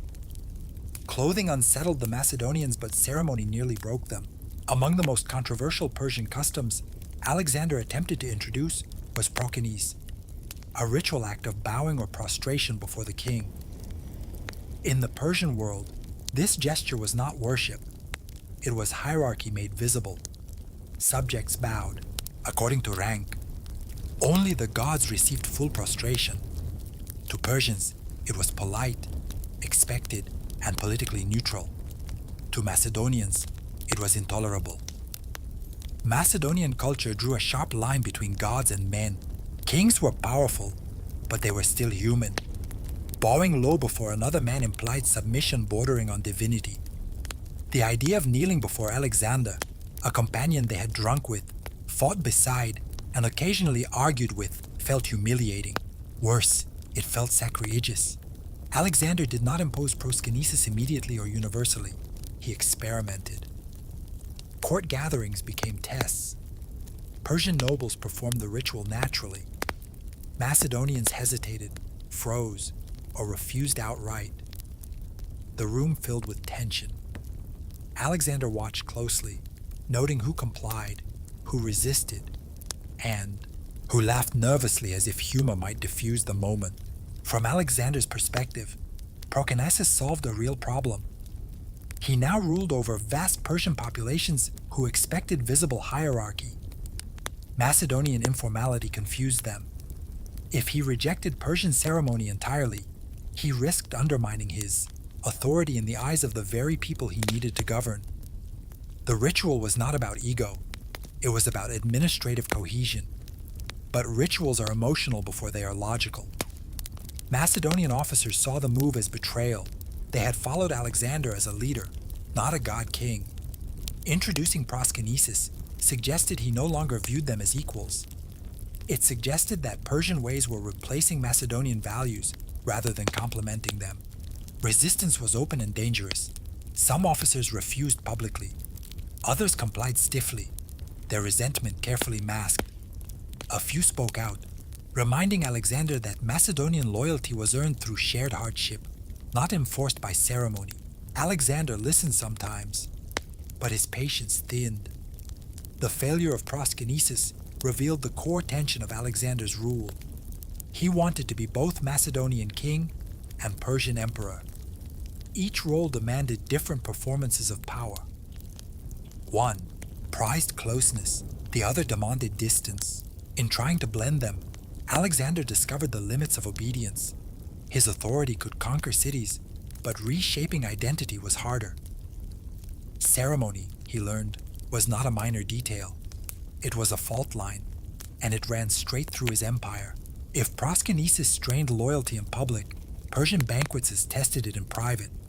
Macedonian feasts had always been loud, boisterous, and communal. Men drank heavily, argued freely, and sometimes left with bruises as souvenirs. Persian banquets, by contrast, were performances. Food arrived in endless courses. Wine flowed more delicately, often mixed with perfumes and spices. Musicians, dancers, and servants transformed meals into rituals of abundance. Alexander embraced these banquets with enthusiasm. Reclining on couches surrounded by gold vessels and silk cushions, he participated fully in Persian court life. To Persians, this was proper behavior for a king. To Macedonians, it looked like indulgence bordering on decadence. The sensory overload was impossible to ignore. Incense burned constantly, saturating the air. Oils were poured over hands and hair. Clothing absorbed scent until the king himself carried the aroma of the court. Macedonian soldiers hardened by campaign life found this unsettling. Kings in their worldview smelled like sweat and iron, not myrrh and cinnamon. These banquets also altered social dynamics. Access to the king became controlled. Invitations mattered. Seating reflected status. Favor was no longer earned solely through bravery or loyalty, but through proximity to court culture. Persian nobles navigated this world effortlessly. Macedonians stumbled, unsure of etiquette, resenting the shift. Alcohol, once a bond between king and men, became a danger. Alexander drank heavily, as he always had, but now within an environment that encouraged excess without restraint. Persian luxury removed the rough edges that had once limited indulgence. Drunken arguments escalated faster. Words spoken in silk halls carried political weight. Criticism grew quietly. Some Macedonians believed luxury was changing Alexander's character. Others feared it signaled moral decay. The classic conquerors, trap undone by comfort. Stories circulated, exaggerated with each telling, painting a picture of a king forgetting his roots. Alexander dismissed these fears. He believed indulgence did not equal weakness. Persian kings ruled vast empires while surrounded by luxury. Clearly, comfort had not made them powerless. He saw banquets as tools, stages where loyalty could be displayed, alliances reinforced, and hierarchy clarified. But excess has a way of revealing fault lines. The more Alexander participated in Persian spectacle, the more visible the gap became between ruler and companions. What Persians recognized as kingship, Macedonians increasingly saw as alien. The banquet table, once a place of unity, became another reminder that Alexander was no longer entirely theirs. Alexander's adoption of Persian luxury was not limited to clothing or ceremony. It extended into the most sensitive territory imaginable. Marriage in Macedonia, royal marriages were political, but they remained firmly within Greek aristocratic circles. Persia operated differently. Marriage was an imperial tool binding families, regions, and loyalties into bloodlines that outlived campaigns. Alexander married Roxana, a Bactrian noblewoman, early in his eastern campaigns. He claimed affection, and it may have been genuine, but the political meaning was unmistakable. This was not conquest through force. It was fusion. Later, Alexander went further. At Susa, he orchestrated mass marriages between Macedonian officers and Persian noblewomen, presenting the unions as symbols of unity between conquerors and conquered. To Alexander, this was visionary. He believed empires survived when elites merged. Shared children meant shared futures. Macedonians would no longer rule Persia as outsiders, but as part of its aristocracy. Culture would blend naturally over generations. Macedonian officers were far less enthusiastic. Many viewed the marriages as coercive, awkward, or outright insulting. Persian women represented the very culture they had been taught to despise. Some complied out of loyalty. Others quietly resented being transformed into symbols rather than partners. A number of these marriages dissolved as soon as Alexander died, revealing how thin the commitment truly was. Persians, meanwhile, watched carefully. For them, marriage signaled legitimacy. A king who married Persian nobility accepted Persian rules of succession, honor, and obligation. Alexander was not merely wearing Persian robes, he was inserting himself into Persian dynastic logic. This frightened some Macedonians more than silk ever had. Marriage suggested permanence. It implied Alexander intended to stay, rule, and transform rather than conquer and leave. The dream of returning home as victorious heroes faded. The empire was no longer a temporary occupation. It was becoming a shared world. Alexander underestimated the emotional weight of bloodlines. Cultural blending sounds noble in theory. In Nemesis' practice, it threatens identity. Macedonians feared dilution. Persians feared replacement. Alexander stood between them, convinced that his personal authority could hold it together. For a brief moment, it almost worked. Court life reflected a new elite, bilingual, bicultural, and loyal to Alexander alone. But unity built on one man's vision is fragile. When that man disappears, bloodlines remember their origins. Marriage was Alexander's boldest experiment in fusion. It was also the clearest sign that his conquest of Persia was no longer about territory. It was about creating something entirely new, whether his followers wanted it or not. As Alexander's court grew more Persian in appearance and behavior, resistance among the Macedonians hardened. At first, it had been grumbling. Quiet jokes about silk sleeves, uneasy laughter at court rituals, pointed silences during ceremonies. Over time, it became anger. Many veterans believed they were watching their king drift away from the values that had bound them together since youth. The problem was not just luxury, it was hierarchy. Macedonian identity was built on shared hardship. Officers expected access to the king, the right to speak freely, and the dignity of being treated as comrades rather than subjects. Persian court culture disrupted this entirely. Access became controlled. Protocol mattered. Favor felt less earned and more bestowed. Some Macedonians spoke openly. Others paid the price. The most famous rupture came with Cletus the Black, trusted companion who had saved Alexander's life in battle. During a drunken banquet, Cletus accused Alexander of abandoning Macedonian ways and inflating his own divinity. He mocked Persian customs and reminded the king that his victories rested on Macedonian blood. Alexander, intoxicated and furious, killed him on the spot. The act shocked everyone, including Alexander himself. He reportedly collapsed in grief afterward, refusing food and condemning his own actions. That the damage was done. The incident became a warning. Dissent would no longer be tolerated lightly. Other officers learned the lesson. Criticism did not stop. It went underground. Loyalty remained, but it was strained and cautious. Macedonians continued to fight brilliantly for Alexander. Yet something essential had shifted. Their king no longer felt fully reachable. Alexander interpreted resistance as misunderstanding rather than rebellion. He believed time would normalize the changes. Macedonians, he assumed, would eventually accept Persian customs once they saw the benefits of stable rule and shared power. What he underestimated was emotional inertia. Identity does not adapt at the speed of policy. For Persians, the tension confirmed Alexander's commitment. He was willing to alienate his own people to rule properly. That sacrifice earned respect. For Macedonians, it felt like betrayal. Change always has a cost. Alexander was willing to pay it, confident that his vision justified the strain. But empires are not held together by vision alone. They rely on trust, and trust frays when people feel replaced rather than included. By this point, Alexander stood at the center of a paradox. He was stronger than ever as an emperor and weaker than ever as a companion. The transformation that secured Persia had begun to hollow out the loyalty that once defined his rule. By the later years of his reign, Alexander had stopped trying to explain himself to the Macedonians. The debates were over. The experiments were complete. He no longer dressed Persian only on occasion or adopted customs tentatively.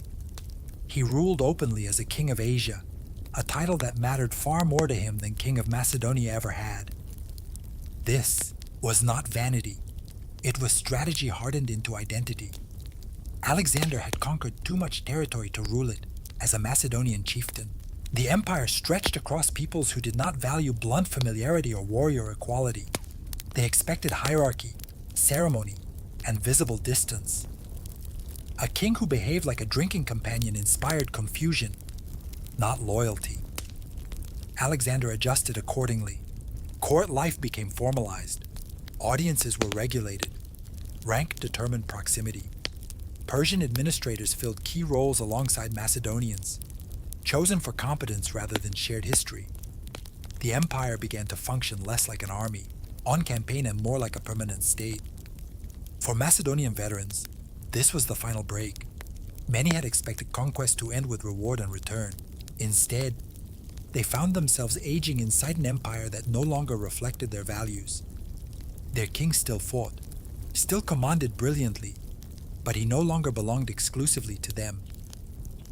Alexander was aware of the alienation. He simply believed it was unavoidable. Empires in his mind required transformation. The conqueror had to change faster than those who followed or risk being trapped by nostalgia. Macedonia was his origin, not his destination. Persians increasingly saw Alexander as legitimate. He honored their traditions, upheld their elites, and ruled within their symbolic framework. To them, he was not a foreign occupier pretending to belong. He was a successor. This dual perception, alien to Macedonians, acceptable to Persians, defined Alexander's final years. He stood alone at the center of a blended elite, convinced that history would vindicate him, even if his companions never fully did. What Alexander became was unprecedented. Not a Greek king ruling barbarians, not a Persian king born foreign, something new built deliberately and at great personal cost. His silk robes, diadems, ceremonies, and marriages were not indulgences. They were the architecture of an empire that existed only as long as he did. In choosing to become king of Asia, Alexander accepted isolation.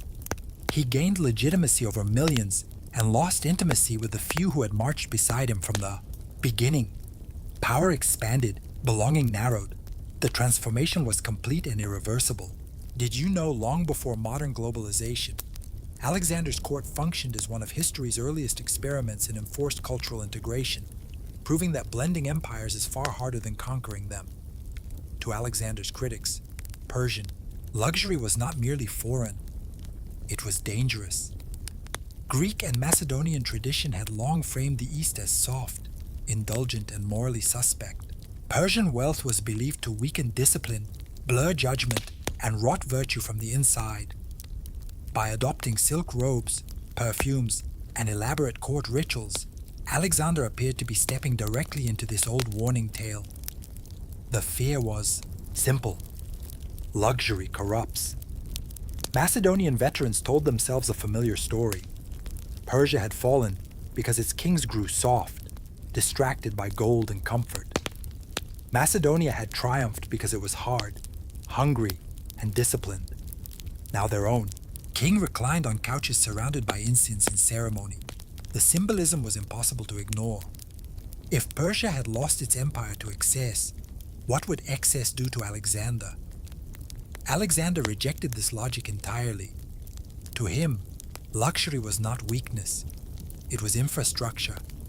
Persian systems had endured for centuries precisely because they invested in administration, symbolism, and elite loyalty.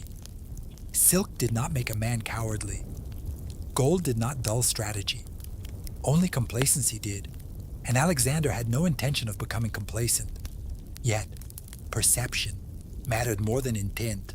Soldiers watched their king's lifestyle change while their own remained brutal. Campaigns continued. Marches grew longer. Death never retreated. The contrast between court splendor and military hardship bred resentment. Luxury at the top looked like distance, even indifference. Alexander tried to counter this by continuing to lead from the front, fighting in battles and enduring wounds. But identity is shaped by patterns, not exceptions. Each banquet, each ceremony, each Persian custom reinforced the sense that Alexander was becoming something other than what he had been. There was also fear of permanence. Luxury suggested settlement. Settlement suggested the end of shared struggle. The Macedonians had followed a war leader. Now they were serving an emperor. The difference was psychological and profound. Ironically, Persian elites viewed Alexander's luxury as restraint. He adopted only part of their court culture, discarding what he found excessive. To them, he was still surprisingly austere. This gap in perception widened misunderstanding on both sides. Luxury then became a mirror. Macedonians saw corruption. Persians saw legitimacy. Alexander saw necessity. What frightened his followers most was not silk or gold, but transformation without consensus. Alexander no longer asked permission to change. He assumed history would justify him. That confidence, more than luxury itself, unsettled those who remembered a king who once needed their approval as much as their swords. In the end, the debate over luxury was really a debate over identity, and Alexander had already chosen his. By the time Alexander reached the end of his life, the question was no longer whether he had adopted Persian luxury. That debate was settled. The real question was whether his experiment in cultural fusion could survive without him. The answer, revealed almost immediately after his death, was no. Alexander had built an empire held together by personal authority. Silk robes, diadems, Persian ceremonies, and blended elites all pointed back to one central figure who could embody contradiction without apology. He was Macedonian by blood, Persian by presentation, and imperial by ambition. As long as he lived, the system worked because he was the system. When he died, the illusion collapsed. Macedonian officers abandoned Persian dress almost overnight. Mass marriages dissolved. Court rituals vanished. Prokinesis disappeared without protest. The men who had tolerated Alexander's transformation suddenly felt free to reject it. They did not fight to preserve his cultural vision. They fought to carve the empire into familiar pieces. Persian elites, meanwhile, learned a harsh lesson. Alexander had promised continuity, but continuity depended entirely on his presence. Without him, Macedonian generals ruled as conquerors again, not successors.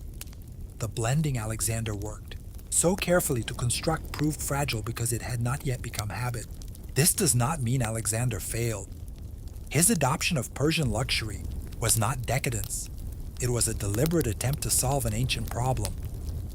How to rule people who do not share your culture without ruling them forever at sword point. He understood that power had to look familiar to be accepted. He understood symbolism mattered as much as force. He simply ran out of time. Alexander's legacy is not found in silk robes or court rituals. It is found in the idea that conquest alone is insufficient. Empires must be lived in, not merely occupied. His willingness to shock his own people in order to stabilize a larger world was radical, even reckless, but visionary. To Macedonians, Alexander became too Persian. To Persians, he never became Persian enough. To history, he became something else entirely. His luxury shocked his companions because it signaled transformation, not weakness. It marked the moment when Alexander stopped being just a conqueror and attempted to become an emperor of cultures rather than territories. The tragedy is that the most ambitious part of his reign, the blending of worlds, was the least durable. It survived only as long as he breathed. And yet, for a brief moment, silk and steel shared the same throne. Ancient Egyptian clothing began with a simple, unavoidable reality: the heat. The Nile Valley was bright, humid, and relentlessly hot for much of the year, and fashion evolved as a response to survival before it ever became an expression of beauty. Linen made from flax was not chosen because it looked elegant, though it often did, but because it worked better than almost anything else available. It allowed air to circulate, dried quickly after washing, and remained tolerable against the skin under a brutal sun. Flax cultivation was widespread along the Nile, and linen production became both a domestic skill and a state-controlled industry. Spinning, weaving, bleaching, and cutting were labor-intensive processes, and the quality of the final cloth mattered deeply. Linen could range from rough and heavy to astonishingly fine, woven so thin it appeared nearly transparent. This variation turned fabric into a social language. The body might be dressed simply, but the cloth itself quietly announced status. Most Egyptians wore minimal garments, loincloths, short kilts for men, and wrapped dresses or sheath garments for women. These designs changed little over centuries because they were practical and effective. Excess fabric trapped heat, structure restricted movement, simplicity was efficiency. Clothing was wrapped, tied, and adjusted rather than stitched into complex shapes, allowing flexibility in both comfort and appearance. Cleanliness elevated linen beyond practicality into moral significance. White clothing symbolized purity, order, and harmony with the gods. Dirt was not merely unpleasant, it was associated with chaos. As a result, garments were washed frequently, sometimes daily, and bleached under the sun until they regained brightness. To appear in public with stained or rumpled clothing suggested disorder in both household and soul. Whiteness also signaled privilege. Keeping linen clean required water, labor, and time. Those who worked in fields or construction could not maintain pristine garments. Their linen was thicker, darker, and visibly worn. Elites, priests, and officials appeared in crisp white, reinforcing the connection between cleanliness and authority. In Egyptian society, clothing did not aim to conceal the body or reshape it dramatically. Instead, it framed the human form with clarity and restraint. Linen acted as climate control, social marker, and religious statement all at once. What looked simple was anything but. Every fold, knot, and brightness level communicated how a person lived, worked, and stood within the ordered world the Egyptians believed they were meant to maintain. In ancient Egypt, clothing alone did not define appearance.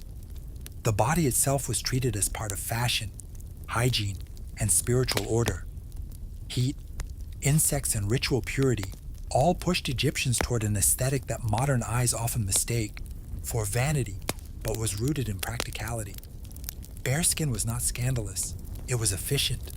Most Egyptians removed body hair regularly. Heads were shaved smooth, especially among priests who saw hair as a potential source of impurity.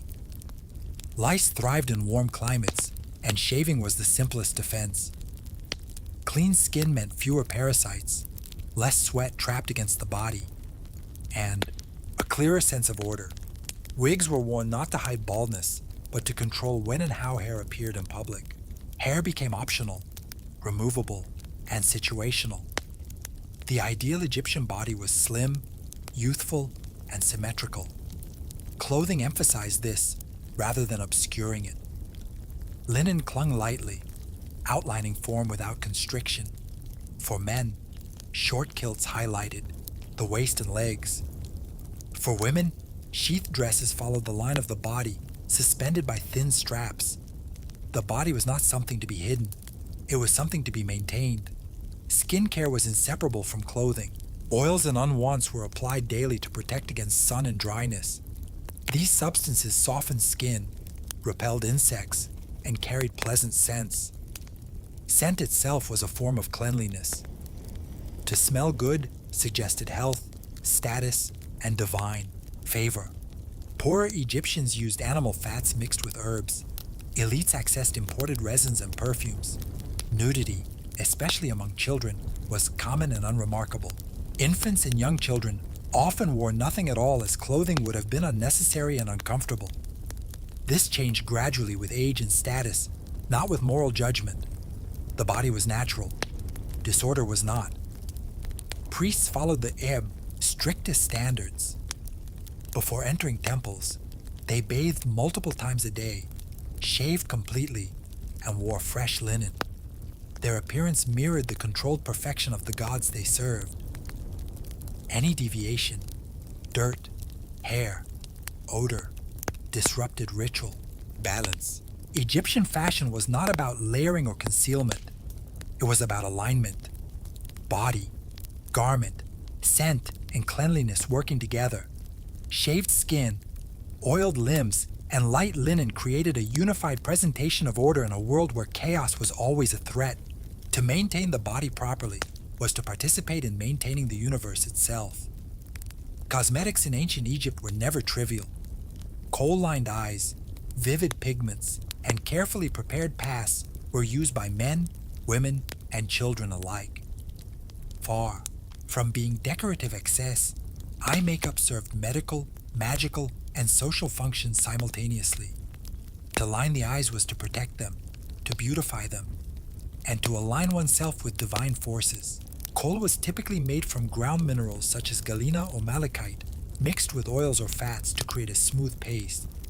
Applied around the eyes, it reduced glare from the sun, helped repel insects, and may have offered some antibacterial protection. In a land of bright light and blowing sand, eye care was not optional. It was daily maintenance. The shape of Kohl application mattered. Extended lines mimicked the Eye of Horus, a powerful symbol of protection, healing, and divine order. To paint one's eyes this way was to carry a god's safeguard on the face. Makeup functioned as a portable amulet, worn openly rather than hidden. Even statues and mummies were given painted eyes, ensuring protection extended into the afterlife. Color carried meaning. Green associated with malachite symbolized growth, fertility, and rebirth. Black represented stability, regeneration, and the fertile Nile soil itself. These were not aesthetic choices made on impulse. Pigments were selected intentionally, layered with meaning understood across society. Cosmetics containers reflected status. Simple reed or clay pots served ordinary households. Elites used alabaster jars, carved stone palettes, and finely crafted applicators. Possessing cosmetics signaled care, wealth, and self-respect. Neglecting appearance suggested disorder or mourning. Makeup was applied daily, not saved for ceremony. It marked participation in civilized life. The face presented to others was the face presented to the gods. To appear unadorned was to appear unfinished. There were risks. Some mineral ingredients were toxic in high quantities. Long-term exposure may have caused irritation or poisoning, though the Egyptians likely balanced these dangers against perceived benefits. Protection mattered more than caution.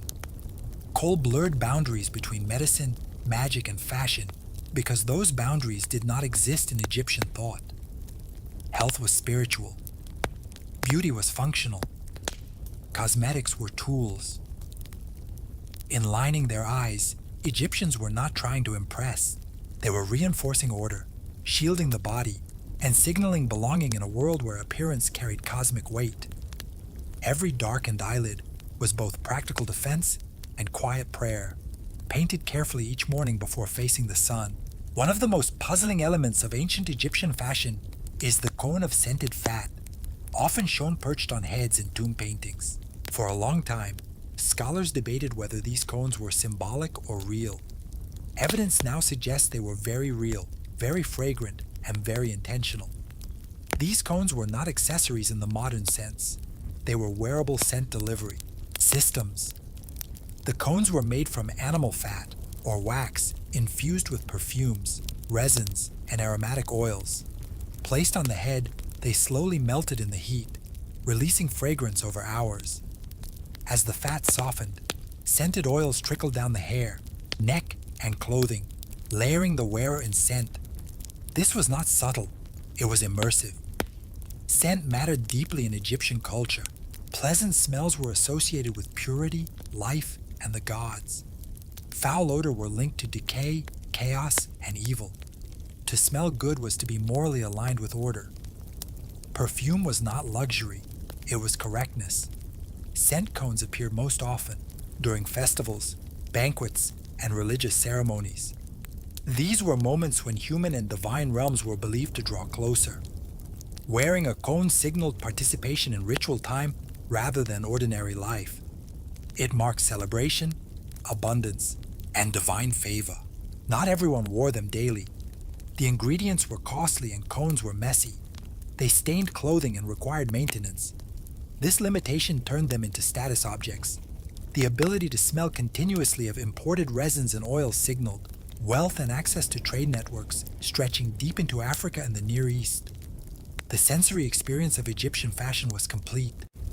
Linen cooled the skin, oils protected it, cosmetics shielded the eyes, scents enveloped the body.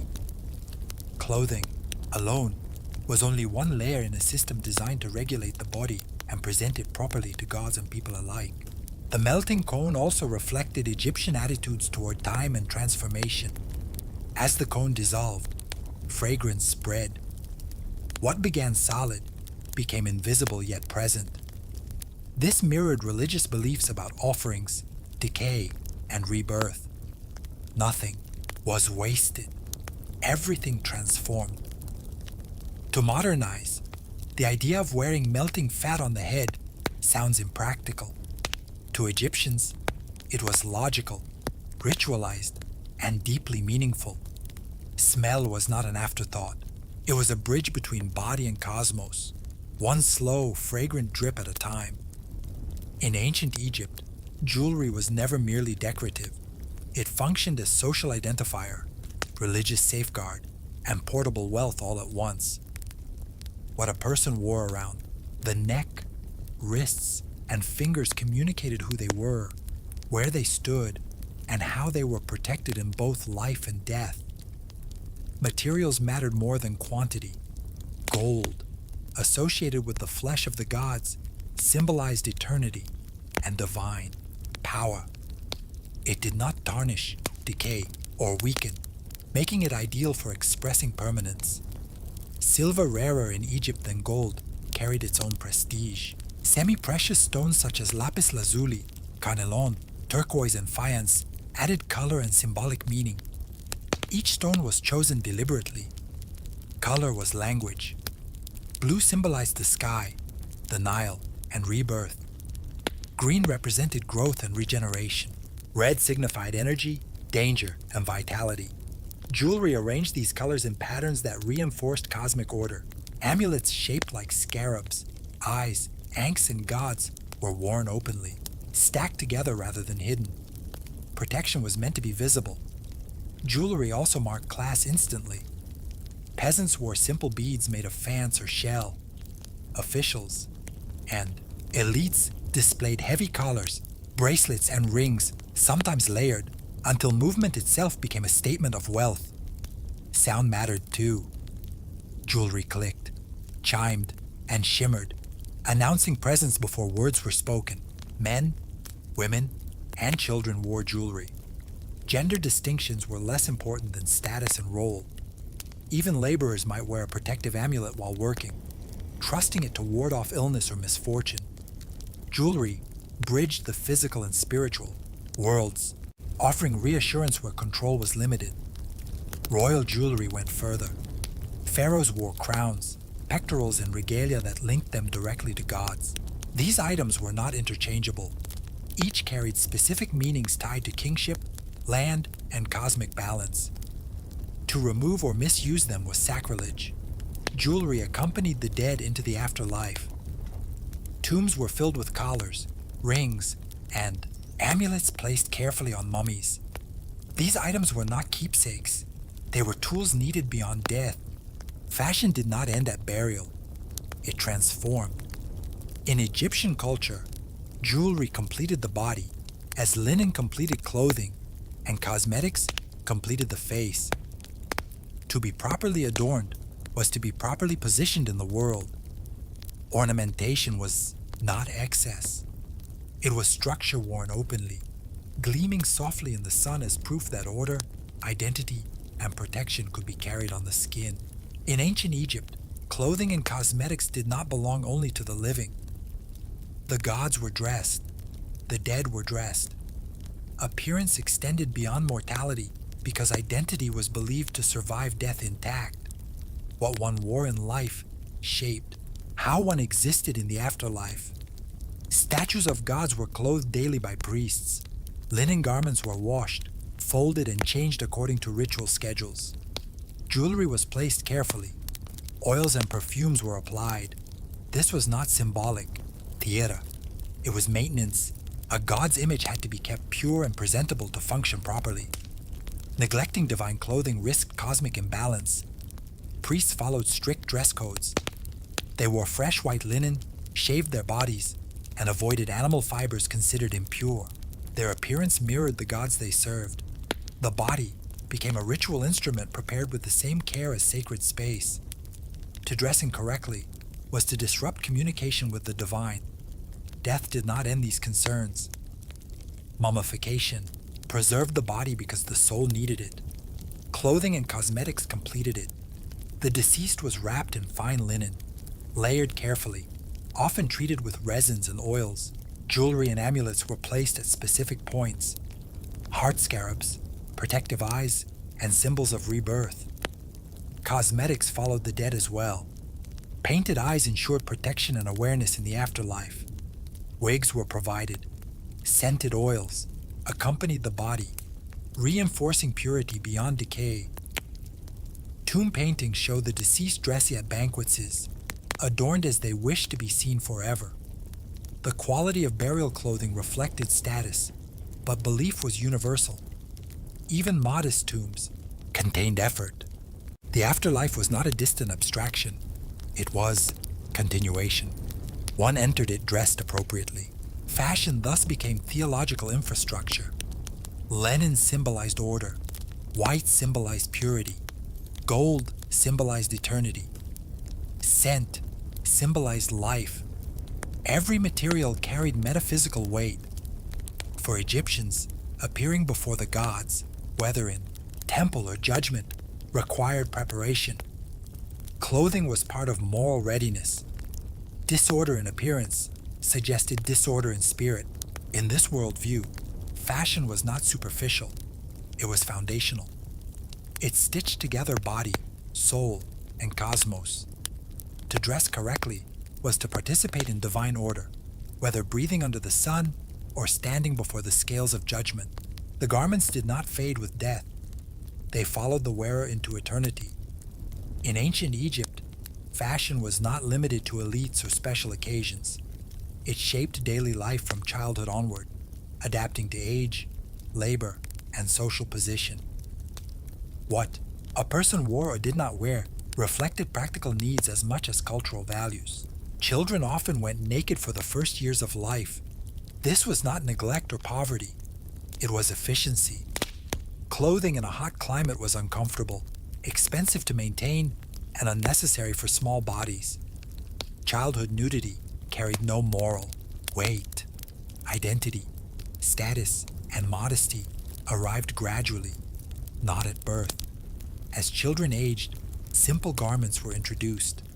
A young boy might wear a short kilt. A girl might be wrapped in a light linen dress.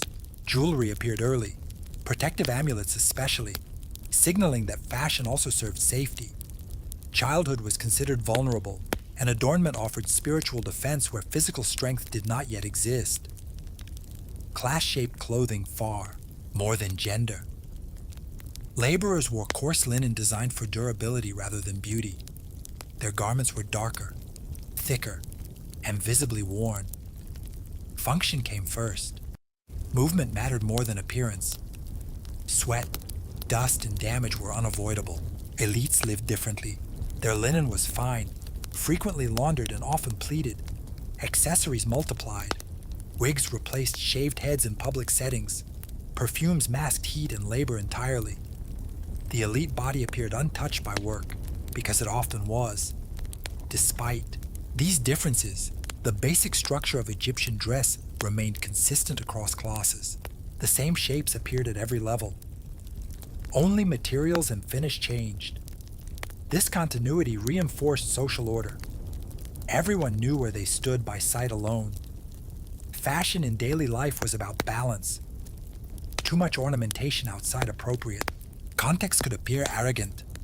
Too little care suggested disorder or mourning. Appearance communicated emotional state as well as social role. Even laborers maintained grooming rituals. Oils were used when available. Simple beads or amulets were worn. Cleanliness was aspired to even if difficult. The ideal of order extended downward, not just outward. Egyptian fashion did not aim to erase class differences.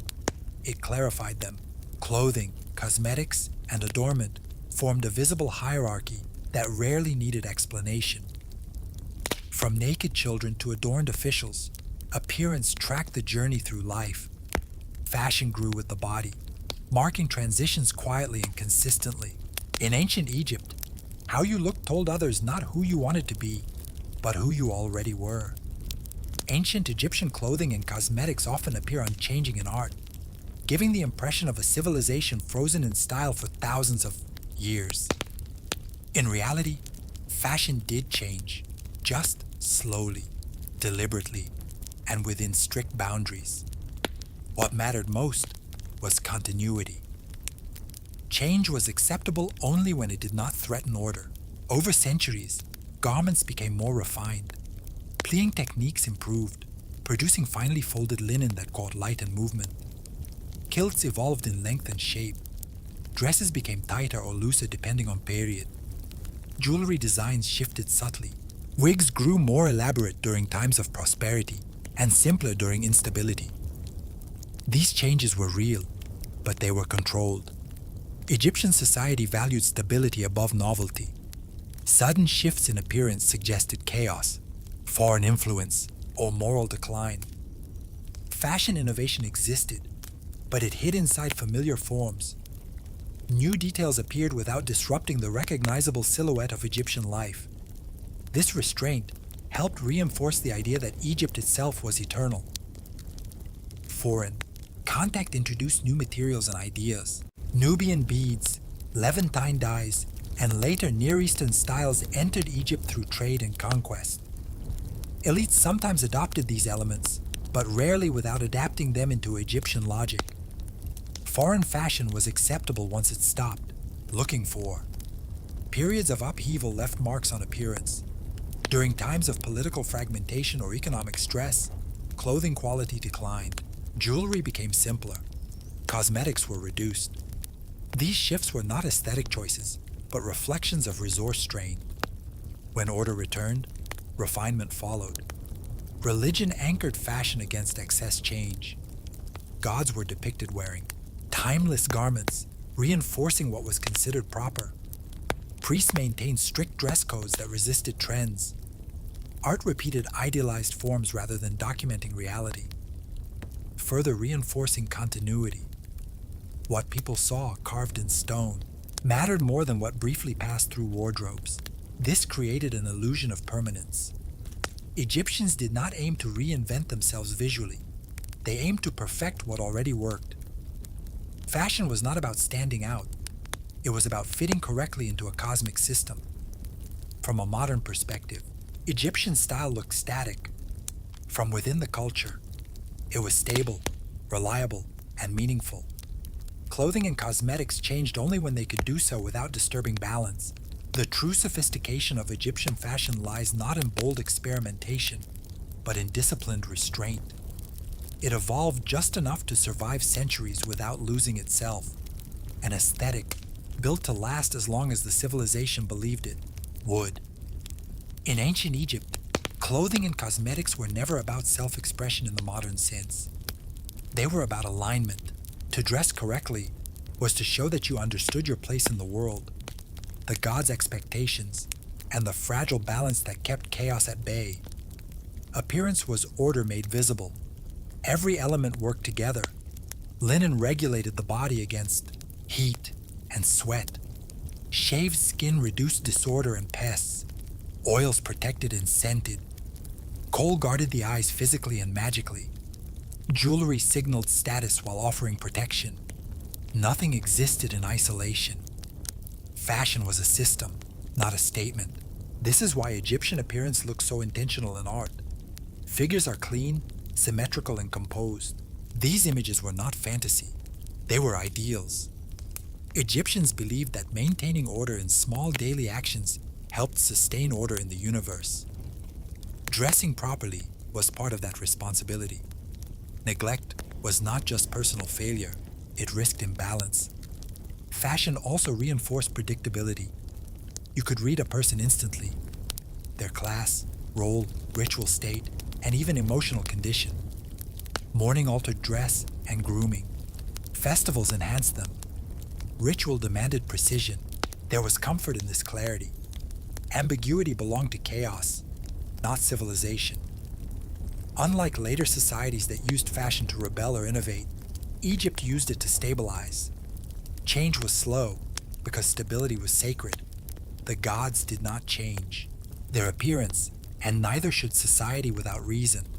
To look Egyptian was to belong to something eternal. Even foreign rulers who conquered Egypt adopted Egyptian dress and cosmetics. They understood that power in Egypt did not come from looking different, but from looking correct. To rule, one had to participate in the visual language of order. What remains striking is how modern many of these practices feel.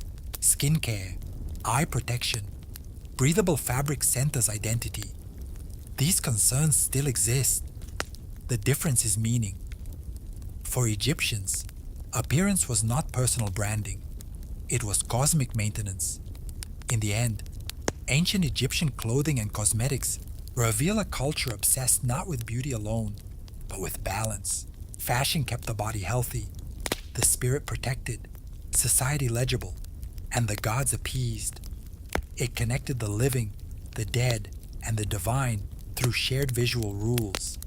To dress in linen, line the eyes, scent the body, and wear the right symbols was to declare, the world is still in order today, and in a civilization that feared chaos above all else, that may have been the most powerful statement of